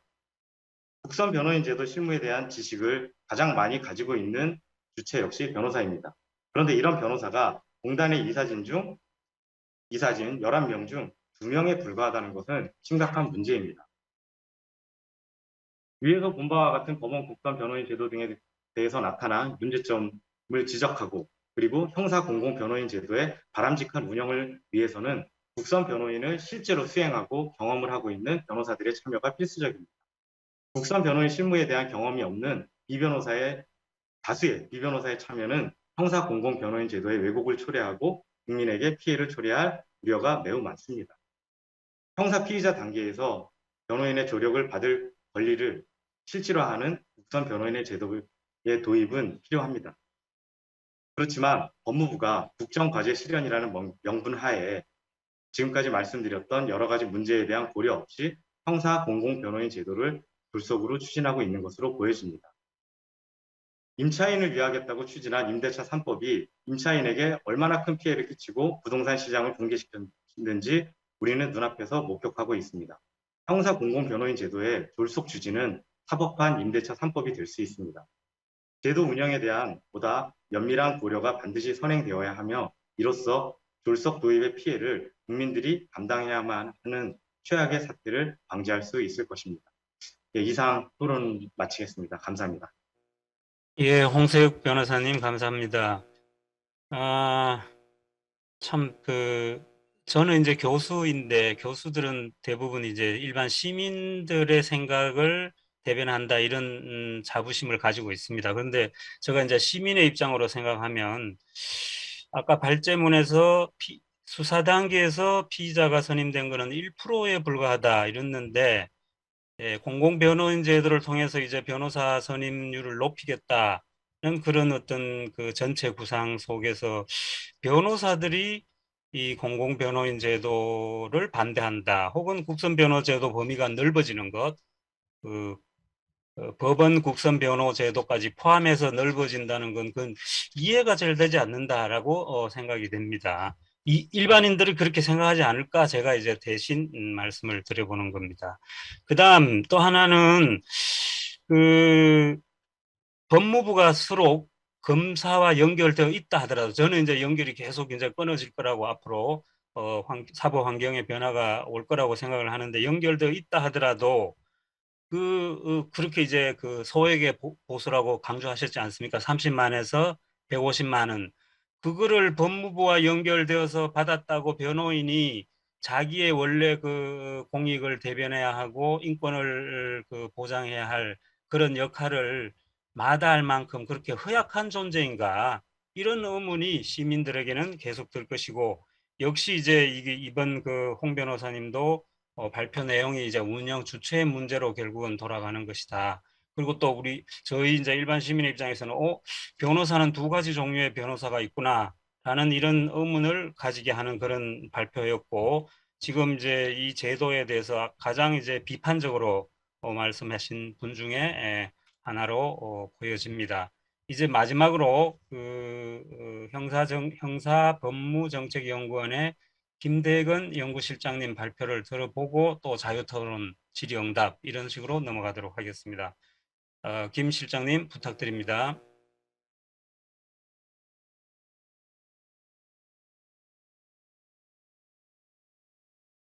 안녕하십니까. 김대근입니다. 원래 주어진 시간은 저희 각자 토론이 30분까지인데 시간이 좀 많지 않아서 조금 마음이 조급합니다만 최대한 줄여서 시간을 맞춰서 토론을 해보도록 하겠습니다. 토론문 관련해서 제목을 달아달라고 해서 The Long and Winding Road라고 제가 비틀즈를 되게 좋아하는데 노래 제목을 한번 달아봤습니다. 앞서서 많은 분들이 말씀하신 쟁점들에 대해서 부분적으로 동의를 하고, 특히 한영수 교수님께서 말씀해 주신 그 쟁점들에 대해서도 저도 적극 공감을 합니다. 저는 이제 관련된 연구를 저도 해보았고, 또, 또 일부 쟁점들에 대해서 또 과제를 또 수행해본 경험이 있는데, 이제 그 경험에 기반해서 특히 문제가 됐던 쟁점들을 좀 집중해서 다뤄보도록 하겠습니다. 뭐 다들 아시겠지만 공공변호제도, 형사 공공변호인 제도는 뭐 사법개혁이나 검찰개혁 또는 수사구조의 변화 필요성이라는 시대적 과제를 배경으로 하는 것 같습니다. 뭐 국정과제 포함되어 있었고, 하지만 뭐 다들 아시는 것처럼 비교법적으로는 이미 그 무기 계승이라는 원칙 때문에 주요 국가에서 상당 부분 도입되어 있는 측면이 있습니다. 뭐 유엔의 가이드라인을 보셔도 이제 그 구금 체포 또는 혐의를 받고 있거나 기소된 자에 대해서도 법률 구조를 제공해야 되고, 대상자의 경제적 수준과 관계없이 법률 구조를 해야 한다라는 이제 권고를 한 바도 있습니다. 저희 연구원에서 수행했던 연구 결과를 보시면 OECD 국가의 34개 국가 중에서 29개 국가, 우리나라를 제외하고 이제 29개 국가가 형사 공공변호 제도를 도입을 하고 있습니다. 85% 정도의 수준인데요. 이처럼 이렇게 피의자 단계에서 변호인 조력과 방어권 보장은 이제 세계적 추세이기도 하고, 최근 또 수사권 조정에 따라서 이제 피해자에 대한 조력 필요성이 더욱 커졌다라는 점도 모두가 공감하실 것 같고, 이제 그럼에도 불구하고 우리 국선 변호 제도가 상당 부분 한계에 봉착해 있다라는 점에 대해서도 이미 여러 연구에서 지적된 바가 있습니다. 그 필요성과 정당성이 좀 명확하지 않나. 특히 우리가 그동안 이루었던 최소한의 사회적 합의는, 그래서 결과적으로 수사 중인 피해자 단계까지 국선변호를 확장하겠다는 것과 법원으로부터 좀 독립된 국선변호의 필요성까지는 모두가 동의를 하는 것 같습니다. 우리 토론문에서도 이제 그런 부분들에 대해서는 어느 정도 공감들을 이룬 것 같아요. 이제 때문에 그 관련해서 이제 제도에 대한 구체적인 논의도 비록 활발했었고요. 뭐 이미 발제문이나 토론문에서 언급된 것처럼 2019년 법률안, 그리고 이제 변협 법률안, 그리고 이제 또 황운하 의원이 발의한 개정 법률안이 있고요. 또 저희 연구원에서도 몇 차례 연구 결과를 내놓기도 했습니다. 뭐 아시는 것처럼 2019년에는 피해자 국선변호 운영위원회를 이제 법률구조공단에 설치하는 것이고, 변협안은 이른바 사법지원 일원화라는 것을 더 큰 목표로 두고 이제 독립적인 사법지원위원회를 두는 것이고요. 황운하 의원안은 2019년 안과 좀 비슷하긴 한데, 이제 기존 법원에서 운영하는 피해자 국선전담 변호사 선정 방식과 같이 법원에서 통지 후 공단에서 선정하도록 뭔가 좀 그 관계성을 유지했다라는 점에서 차별적이라고 할 수 있습니다. 저희 연구원에서 2018년 했던 연구에서는 이제 모델을 두 개로 나눠서 기본적으로 법률 구조형, 비용 문제라든지 이제 기존 변호사를 활용하는 측면에서 법률 구조형을 기반으로 하고 이제 국가의 전담 조직을 설치하는 혼합형 모델을 제시한 바 있습니다. 2020년 그 연구를 통해서 이제 공공성을 좀 더 최대화하기 위한 이제 국가가 주도하는 법률 구조 내지는 사법지원 일원화의 모델로 총리실 소속하의 사법지원위원회 안을 둔 바가 있었고, 또 법무부 소속하의 법인을 만드는 방안, 또 공단 내 센터를 두는 세 가지 방안들을 유형으로 제시한 바도 있습니다.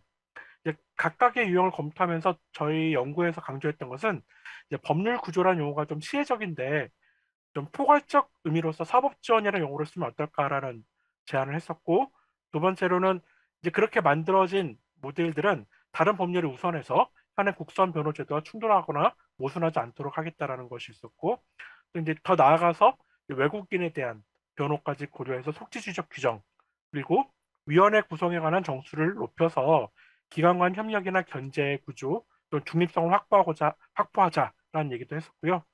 또 이제 위원회 부위원장이나 상임위원 같은 내부 조직들이 사법 지원에 관한 각 세부 영역들을 분장하거나 전담하도록 해서 이른바 여러분들이 우려하시는 바와 같은 그 공격과 수비가 일치하는 문제점, 내적인 충돌 이런 부분들을 좀 해결할 수 있지 않을까. 뭐 그리고 그 계약 변호사 주디케어 시스템을 적극 활용한다라는 식의 제안을 한 바도 있습니다. 이런 일련의 과정 속에서 특히 이제 강조됐던 것은 이미 그 김선동 교수님께서도 잘 말씀해 주신 것처럼 이제 형사 공공변호인의 운영 주체와 감독권을 어디에 두어야 하는 것인지, 또 피해자 국선에만 한정할 것인지 아니면 피해자 국선을 망라하는 이른바 사법지원 일원화로 갈 것인지, 뭐 저희 같은 경우는 난민이나 재난지원 같은 공익적 활동까지 망라하는 것을 좀 염두에 두고 일본의 그 법테라스를 감안해서 또 생각을 하기도 했었습니다. 그 2021년 이번에 그 법무부가 제안한 개정 법률안은 19년에 비해서 한층 구체적이고 진일보한 입법 모델이다라고 생각을 합니다. 여러 가지 현실적인 요건들을 고려했고 특히 문제가 됐던 그 법무부 주도와의 문제점들에 대해서 감안해서 적극적으로 대처한 부분들도 굉장히 인상적이라고 생각합니다. 뭐 예컨대 그 법무부 산하 법인 형태 공공기관인 형사변호공단에서 이사의 자율성을 보장하기 위한 여러 가지 차관들이 흥미롭게 볼 수 있었는데요. 그럼에도 불구하고 많은 분들이 지적하셨던 그 쟁점들을 다시 한번 짧게 반복할 필요성이 여전히 있고 또 저희 관점에서 고민해야 될 부분들도 여전히 있다라는 생각이 드는데요.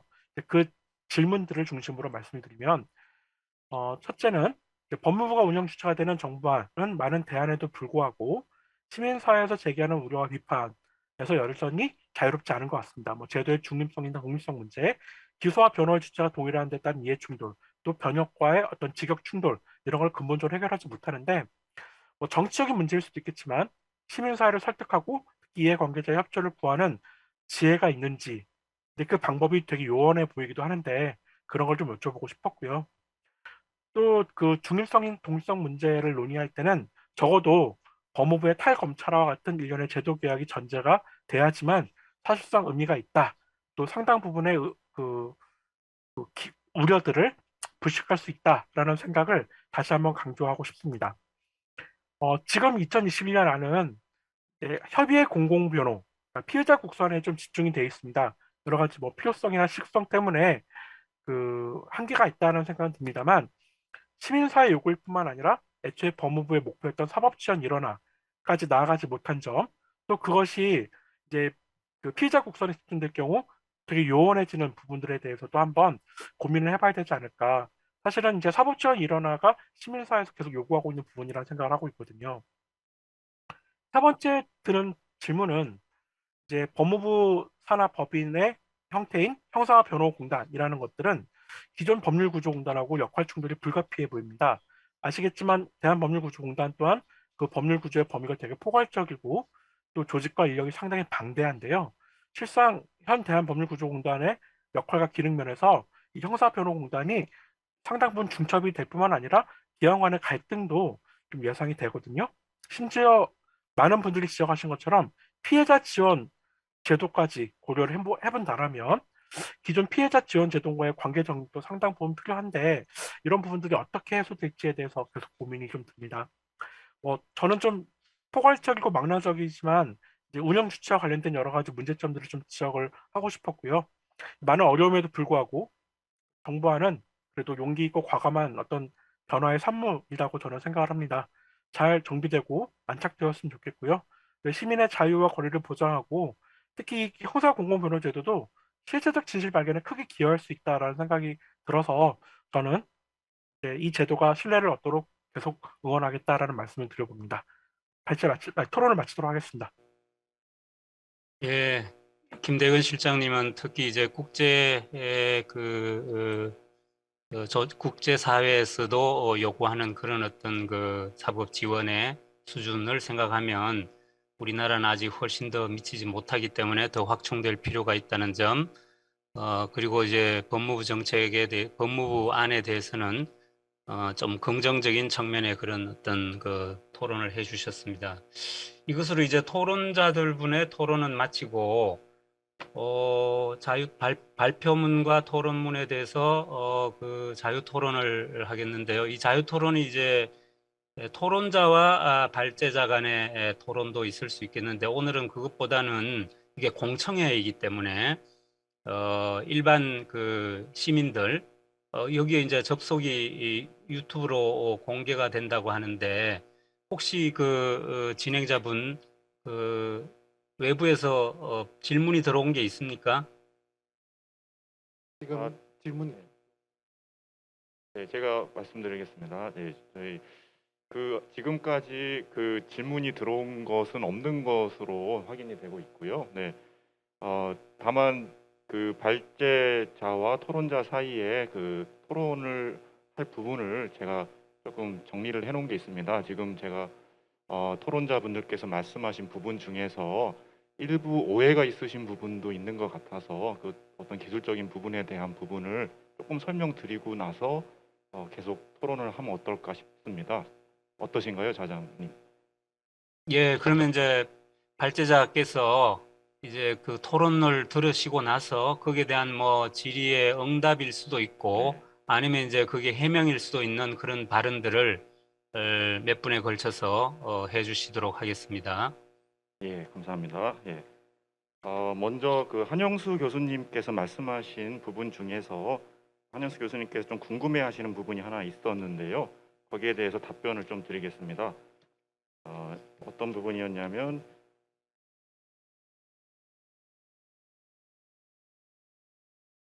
예, 그 피의자 국선과 피고인 국선과의 관계 설정 부분에 대해서 궁금해하셨습니다. 그래서 지금 피의자가 이제 체포 구속 적부 심사를 받게 될 경우에는 피고인 국선이 지정이 되어야 되는데 그때 지금의 형사 공공 변호인과 어떤 관계에 있는지 피의자가 이걸 선택적으로 선택할 수 있는 것인지 아니면 법원에 있는 국선 변호인 제도로 그대로 넘어가는 것인지에 대해서 궁금해하셨는데요. 저희 법안을 보면 200조의 6항 3호에 보면은 그 피고인 그러니까 법원의 그 피의자 신문 단계의 국선 변호인의 도움을 받지 않겠다라는 의사를 형사변호공단의 피의자가 통지할 경우에는 법원 국선 변호인이 지정이 되는 것으로 지금 되어 있습니다. 왜 이런 규정이 들어왔냐면은요. 지금 그 구속 적부 심사에 관한 규정을 보면 피의자에 대해서 변호인이 없는 때에 법원이 국선 변호인을 지정하도록 되어 있거든요. 근데 지금 형사 공공 변호인 같은 경우에는 피의자에 대해서 변호인이 있는 때에 해당하기 때문에 피의자가 특별한 의사 표시를 하지 않으면 법원의 국선 변호사가 지정이 되지 않는 것입니다. 그러나 피의자가 피의자 단계에서 받은 국선 변호의 어떤 불만이라든지 그런 게 있어서 법원의 국선에 도움을 받고 싶다는 의사를 형사변호공단에 표시할 경우에는 법원 국선 변호인이 새로 지정되는 그런 방식으로 되어 있어서 결론적으로 말씀드리면 피의자의 선택에 따라서 국선 변호인이 지정되는 그런 내용입니다. 예, 그다음에 잠깐만요. 네. 그러면 이 피의자 변호인이 네. 이제 피해자가 피의자가 국선으로 전향하자고 쭉 가겠다 이렇게 됐을 때는 어디까지 1심까지 가는 겁니까? 기소할 때까지 종착점. 예. 기소할 때까지만요? 예, 저희 200조 6항을 보시면요. 검사로부터 공소를 제기하지 아니하는 처분을 아니한 받은 때, 예, 그다음에 예. 사법경찰관이 검사로부터 관련 서류와 증거물을 반환받은 때, 이 의미는 이제 불송치하기로 경찰이 결정을 할 경우에는 만약에 피해자 등이 이의 신청을 할 경우에 검찰로 기록이 넘어가게 됩니다. 그때 검찰에서 그 이의 신청 사건에 대해서 심사를 해서 최종적으로 경찰의 불송치 결정이 타당하다 싶으면 사건을 다시 경찰로 내려보내게 되는데 그때 그 서류와 증거물을 반환받은 때로 보아서 경찰의 불송치 결정이 확정된 것으로 보고 그 피의자 국선 변호인의 임무가 종료되는 것으로 되어 있습니다. 예. 예, 그다음에 박형렬 판사님께서 말씀하신 부분 중에 어떤 기술적인 부분에 있어서 좀 궁금해하시는 부분이 있었습니다. 그 부분에 대해서 좀 답변을 드리겠습니다. 박형렬 판사님께서 그 혐의 사실로 출석 여부를 받아서 출석을 했는데 출석해서 조사를 받는 과정에서 혐의가 추가되어서 피의자 국선 변호 대상자에 해당되게 되는 경우에는 그 피의자 국선 변호인의 변호 개시 시점이 불분명한 경우가 있다라고 말씀을 해주셨습니다. 그 부분에 대해서 저희 법무부에서도 고민을 했고 그 부분에 대한 규정을 두었습니다. 그래서 200조 3항에 보면 피의자가 출석한 이후에라도 필요적 국선 변호 대상자에 해당되는 것을 알게 되면, 즉 예를 들면 혐의 사실이 바뀌어서 단기 3년 이상의 범죄 혐의가 인정된다는 것을 수사기관에서 인지하게 되면 그 이후에 출석 요구 때부터는 형사공공변호공단의 어, 변호공단이 통지를 해서 변호인이 지정되게끔 하여야 합니다. 예. 그리고 또 그 판사님께서 말씀하신 것 중에 신체 구속이 문제되지 않고 출석 요구만 받는 상황임에도 그 범죄의 유형이나 피의자의 입장을 구체적으로 고려하지 않고 국선 변호인을 선정하는 것이 불필요한 예산 낭비다라고 말씀을 하셨는데요. 아까 잘 설명드렸듯이 그 저희 대상자는 단기 3년 이상의 범죄 혐의를 받는 대상자로 한정이 되어 있기 때문에 범죄의 유형을 사실상 한정하고 있는 것이고요. 또 피의자의 입장을 고려해서 피의자가 형사 공공변호인의 도움을 받지 않겠다는 의사를 명확하게 표시하면 변호인이 지정되지 않게끔 법에 규정을 두었습니다. 그 다음에 경제적 자력 유무를 신청에 의한 국선의 경우에 경제적 자력 유무를 심사함에 따라서 수사 절차가 지연될 우려가 있다라는 말씀을 하셨는데요. 필요적 국선 같은 경우에는 경제적 자력 유무가 아주 명확하게 떨어지도록 만들었습니다. 그래서 기초생활수급자나 차상위 계층은 증명서를 받아서 입증이 되는 부분이라서 수사 절차가 지연되는 부분은 없을 것이고요. 신청에 의한 국선 같은 경우에는 필요적 국선이 아니기 때문에 수사 기관에서는 그 사유를 형사 공공변호공단에 고지해주거나 그럴 필요는 없고 수사 기관은 그대로 수사를 진행하면서 그 신청인이 형사 공공변호공단에 본인의 자력이 불충분한 점에 대해서 요청을 하면 형사변호공단이 선정을 해주는 것이고 수사 절차의 지연과는 큰 상관이 없는 것으로 그렇게 구성을 하였습니다. 기술적인 부분은 이렇게 좀 답변을 드렸고요. 가장 쟁점이 되는 부분들에 대해서 아까 이제 주체에 관련된 부분 또는 이제 임의적 국선의 소득 기준이 100% 이내라는 것이 너무 완화되어 있다라는 홍세욱 이사님의 주장, 그다음에 그 이사진 구성에 있어서 변호사 자격을 가진 분들이 너무 적다라는 주장에 대해서 또 답변을 드리려고 하는데요. 지금 답변을 드릴까요? 네, 지금 예, 그 답변과요. 네, 제가 이제 아까도 뭐 저희들은 일반 시민의 입장이라고 하니까 제가 이제 시민이 됐다라고 생각해서 그 주체 문제와 관련해서 혹은 그 범위 확장과 관련해서 한 3가지쯤만 질문을 추가적으로 드리겠습니다. 예. 그거 합쳐서 한 5가지쯤만 말씀해 주시면 되겠습니다. 가장 먼저 이제 그 아까 한 교수님이 토론해 주신 부분 중에 이제 대상 범죄를 좀 더 넓힌다. 이 부분을 이제 단기 1년 이상으로 하면 어떻겠느냐 하셨는데, 그게 이제 아마 이게 형사소송법 개정 사항이니까 이 부분은 형사소송법에 이제 법원 국선 변호 제도가 이제 단기 3년 이상으로 이렇게 한정되어 있으니까 그 균형을 맞추기 위해서 하신 것 같은데, 통상 이제 국제사회, 즉 UN 등이 말하는 중범죄 이렇게 하면 그 1년 이상을 많이 말하거든요. 근데 우리나라는 이제 이게 워낙 그 중형주의가 법정형에 많이 침식되어 있어가지고 이걸 이제 단기 3년 이상으로 계속 끌고 가야 하는 건지 하는 그런 부분. 이제 단기 3년이라 하면 일반 시민들을 위해서 말씀을 드리면 이제 3년 이상 되어 있는, 3년 이상 뭐 25년까지 되어 있는, 45년까지 되어 있는 그런 걸 이야기합니다. 그러니까 1년으로 하면 1년 이상의 범죄이니까 상당히 중범죄인 거죠.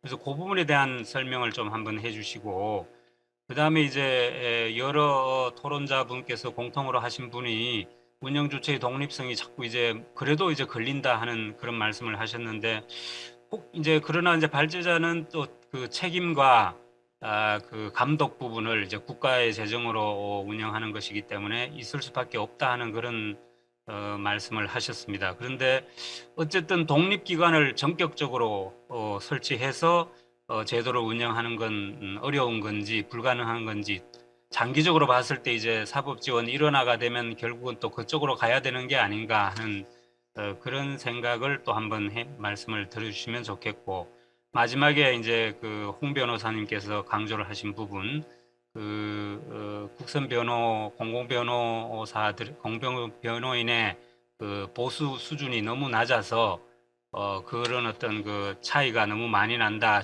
그 그 사법 지원 혹은 그 법률 구조 서비스에 있어서 고도의 서비스를 받을 수가 없다 하는 그 부분에 대한 보완책 혹은 어떤 그 견해를 말씀해 주시면 고맙겠습니다. 예, 감사합니다. 네, 먼저 단기 1년 이상의 범죄의 혐의를 받는 분들까지 피의자 국선 변호의 대상자를 넓히는 부분은 당연히 공감을 합니다. 그렇게 향후에는 되어야 될 것으로 생각을 하고요. 다만 이제 단기 3년 이상으로 둔 이유는 지금 단기 3년 이상으로 했을 경우에 저희가 추산되는 대상자가 아까도 말씀이 나왔지만 한 2만 명 정도고, 그럴 경우에 들어가는 국가적 예산이 상당 부분 투여가 되기 때문에 도입 초기부터 확대해서 하는 부분에 있어서는 재정상의 어려움이 있을 수가 있습니다. 특히 이제 체포된 경우나 기소된 경우처럼 범죄의 그 피고인이나 그런 범죄의 유형이 특정된 게 아니고 이건 출석 요구만 받는 경우이기 때문에 그 사건 수가 200만 건에 이릅니다. 그 200만 건에 이른 자 중에서 1년 이상의 혐의를 받는 자의 숫자는 굉장히 많을 것으로 생각이 되고요. 그렇기 때문에 지금으로서는 일단은 형사 공공변호인 제도가 꼭 필요한 그 중대한 혐의를 받는 자 위주로 구성이 돼서 진행이 되고 추후에 잘 운영이 되어서 점점 확대할 필요가 있다 하는 판단이 되면 대상자 요건을 법령 개정을 통해서 또 예산 부처와의 협의를 통해서 좀 확대해야 되지 않을까, 장기적으로 그런 생각을 갖고 있습니다. 그리고 가장 이제 중요한 부분인데요. 이제 법무부에서 검찰을 소속 기관으로 두고 있는 법무부에서 변론을 담당하는 형사공공변호공단을 운영하는 것이 변론의 독립성을 침해하지 않느냐라는 게 가장 중요한 오늘의 쟁점인 것 같습니다. 일단은 그 홍세혁 이사님께서 말씀하신 것 중에 이런 부분이 있었습니다. 과연 그 형사공공변호인이 검찰과 대등한 지위에서 자유롭게 변론을 할 수 있을지 의문이다라는 이야기를 하셨습니다. 지금 이 법안을 보시면 아시겠지만 그 형사공공변호인을 위촉하고 선정하는 데 있어서 법무부가 할 수 있는 역할은 사실상 거의 없다고 보셔도 됩니다. 이 법안 내용을 보시면 그 이사회를 구성하고 이사회에서 그 명부 작성 권한을 갖고 있고 이사회에서 정한 기준에 따라서 명부에 작성되어 있는 변호인을 선정하도록 되어 있습니다. 그런데 그 이사회는 11명으로 구성되는데 그 중에서 법무부가 참여할 수 있는 부분은 3명입니다. 3명이고 특히 그 가장 중요한 역할을 할 이사장 같은 경우에는 이사회에서 의결을 통해서 결정이 되기 때문에 법무부가 그 구체적 사건의 변론에 있어서 개입할 수 있는 부분은 사실상 없을 것으로 생각이 됩니다. 또한 아까 이제 법률구조공단을 운영 기관으로 한 지난 입법안과 다를 바가 없다라는 견해를 박형렬 판사님과 홍세혁 이사님께서 말씀을 해주셨습니다. 그러나 사실은 이 법안을 보시면 굉장히 많은 차이가 있습니다. 법률구조공단 같은 경우에는 지금 주로 이제 민사소송을 하면서 피해자 지원 영역과 또 민사소송에서의 손해배상이라는 거는 그 가해자에 대한 민사적 손해배상 청구이기 때문에 가해자와 어떤 대척점에 있게 됩니다. 그런 면에서 피해자를 돕는 어떤 민사적 영역 또는 피해자 국선 영역과 분리된 형사공공변호공단을 새로 만든다는 것은 그 자체로 큰 의미가 있을 수 있고요. 또 법률구조공단은 이사장과 이사의 선임에 있어서 법무부의 개입이 굉장히 크고 또 이제 규칙 제정권이나 지도 감독권을 포괄적으로 법무부가 갖고 있을 수 있습니다. 법 규정상으로요. 그러나 저희가 그런 기존의 비판들을 해소하기 위해서 그 국선 변호인 선정과 관리에 관한 사항에 대해서는 이사회의 전권 사항으로 또 법무부가 거기에 대해서 지도 감독을 하거나 관련된 규칙을 제정하거나 할 수 없도록 하였습니다. 따라서 이사회 구성이나 그 운영 규칙 또는 지도 감독에 있어서 법무부가 관여할 수 있는 부분이 매우 적기 때문에 사실상 행정적인 서포트 역할, 즉 행정적인 예산이 잘 집행이 되고 있는지, 예산 편성이라든지 어떤 전국적으로 효율적으로 조직이 잘 운영되고 있는지에 대한 정책적인 부분에 있어서만 법무부가 사실상 개입할 수 있는 것이지 변론의 독립성이나 그 운영의 독립성을 침해하지는 않을 것으로 그렇게 보완을 해 놓았습니다. 이런 점을 좀 감안해 주셨으면 좋겠습니다. 예, 다음으로 홍세혁 이사님께서 이제 보수 수준이 피고인 국성보다 높아야 된다는 취지로 말씀하신 것으로 이해를 하고 있습니다. 법무부에서는 일단 기본적으로는 피고인 국선 수준으로 이제 보수를 생각을 하고 있었지만 예산상의 사정이라든지 또 실제로 입회를 할 경우에 굉장히 장시간 동안 이제 입회 시간이 길어지는 경우가 많아서 타임 시간별로 따지면 더 많은 보수가 책정되어야 될 필요성도 있을 수가 있을 것입니다. 그래서 지금 저희가 생각하고 있는 구체적 보수 기준을 다 말씀드릴 수는 없지만 기본 보수 외에 추가적으로 접견이 이루어지거나 입회를 하게 될 경우에는 계속적으로 추가된 보수가 이제 산정이 되기 때문에 그 하는 업무에 맞는 그런 보수를 충분히 반영을 하려고 하고 있고, 아까 이사님께서 말씀하신 그런 보수 부분에 대해서 충분히 입장을 잘 경청해서 혹시라도 좀 많이 부족한 부분이 있는지 더 살펴보도록 하겠습니다. 네, 일단 이상입니다. 예, 지금 이제 상황을 보면 그 일반 시민들께서 여기 접속해서 질의가 들어오는 그런 예는 없을 듯하고, 토론과 발제 그리고 또 발제자의 추후 그 추가적인 해명 혹은 설명 등등이 있어서 진행된 절차는 거의 다 끝난 것 같습니다. 오늘 이제 토론과 발제의 내용은 2021년 7월 13일 입법 예고된 형사소송법 및 법률구조법의 일부 개정 법률안에 대한 내용을 알리고 공개적인 토론을 통해서 전문가와 일반 국민의 다양한 의견을 청취하는 자리였습니다. 통상 그렇게 말하죠. 공청회에서 뭔가 바뀐 일은 거의 없다. 공청회는 매우 통과 의례적으로 그렇게 하는 것이다라는 그런 이야기들을 흔히들 많이 하는데, 이번만은 특히 이번은 이건 정부안이기 때문에 국회에서의 공청회와는 달리 즉각적으로 뭔가 문제가 있거나 추가할 내용들이 있거나 혹은 수정할 내용이 있으면 바꿀 수 있는 기회가 있습니다.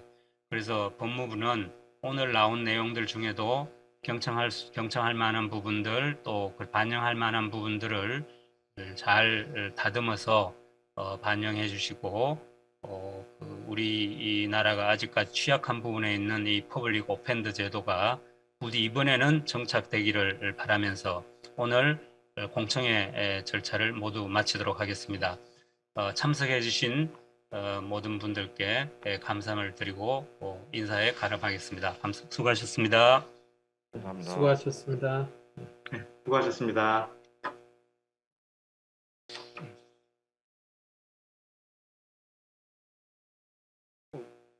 지금까지 온라인으로 시청해주신 여러분 모두 감사드립니다. 이상으로 토론을 마치겠습니다. 마지막으로 김종현 법무부 인권구조과장님께서 마무리 말씀을 해주시겠습니다.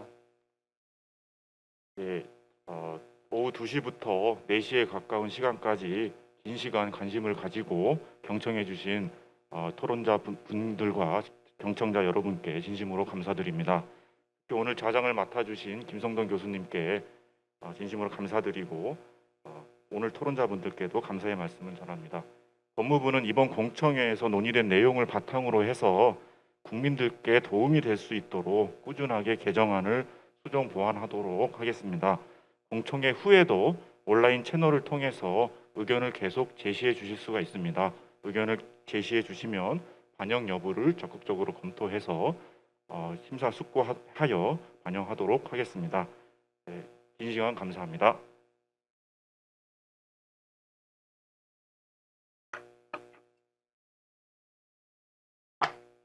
이상으로 법무부가 주최한 형사공공변호인 제도 도입을 위한 형사소송법 및 법률구조법 일부 개정 법률안 온라인 공청회를 모두 마치도록 하겠습니다. 감사합니다.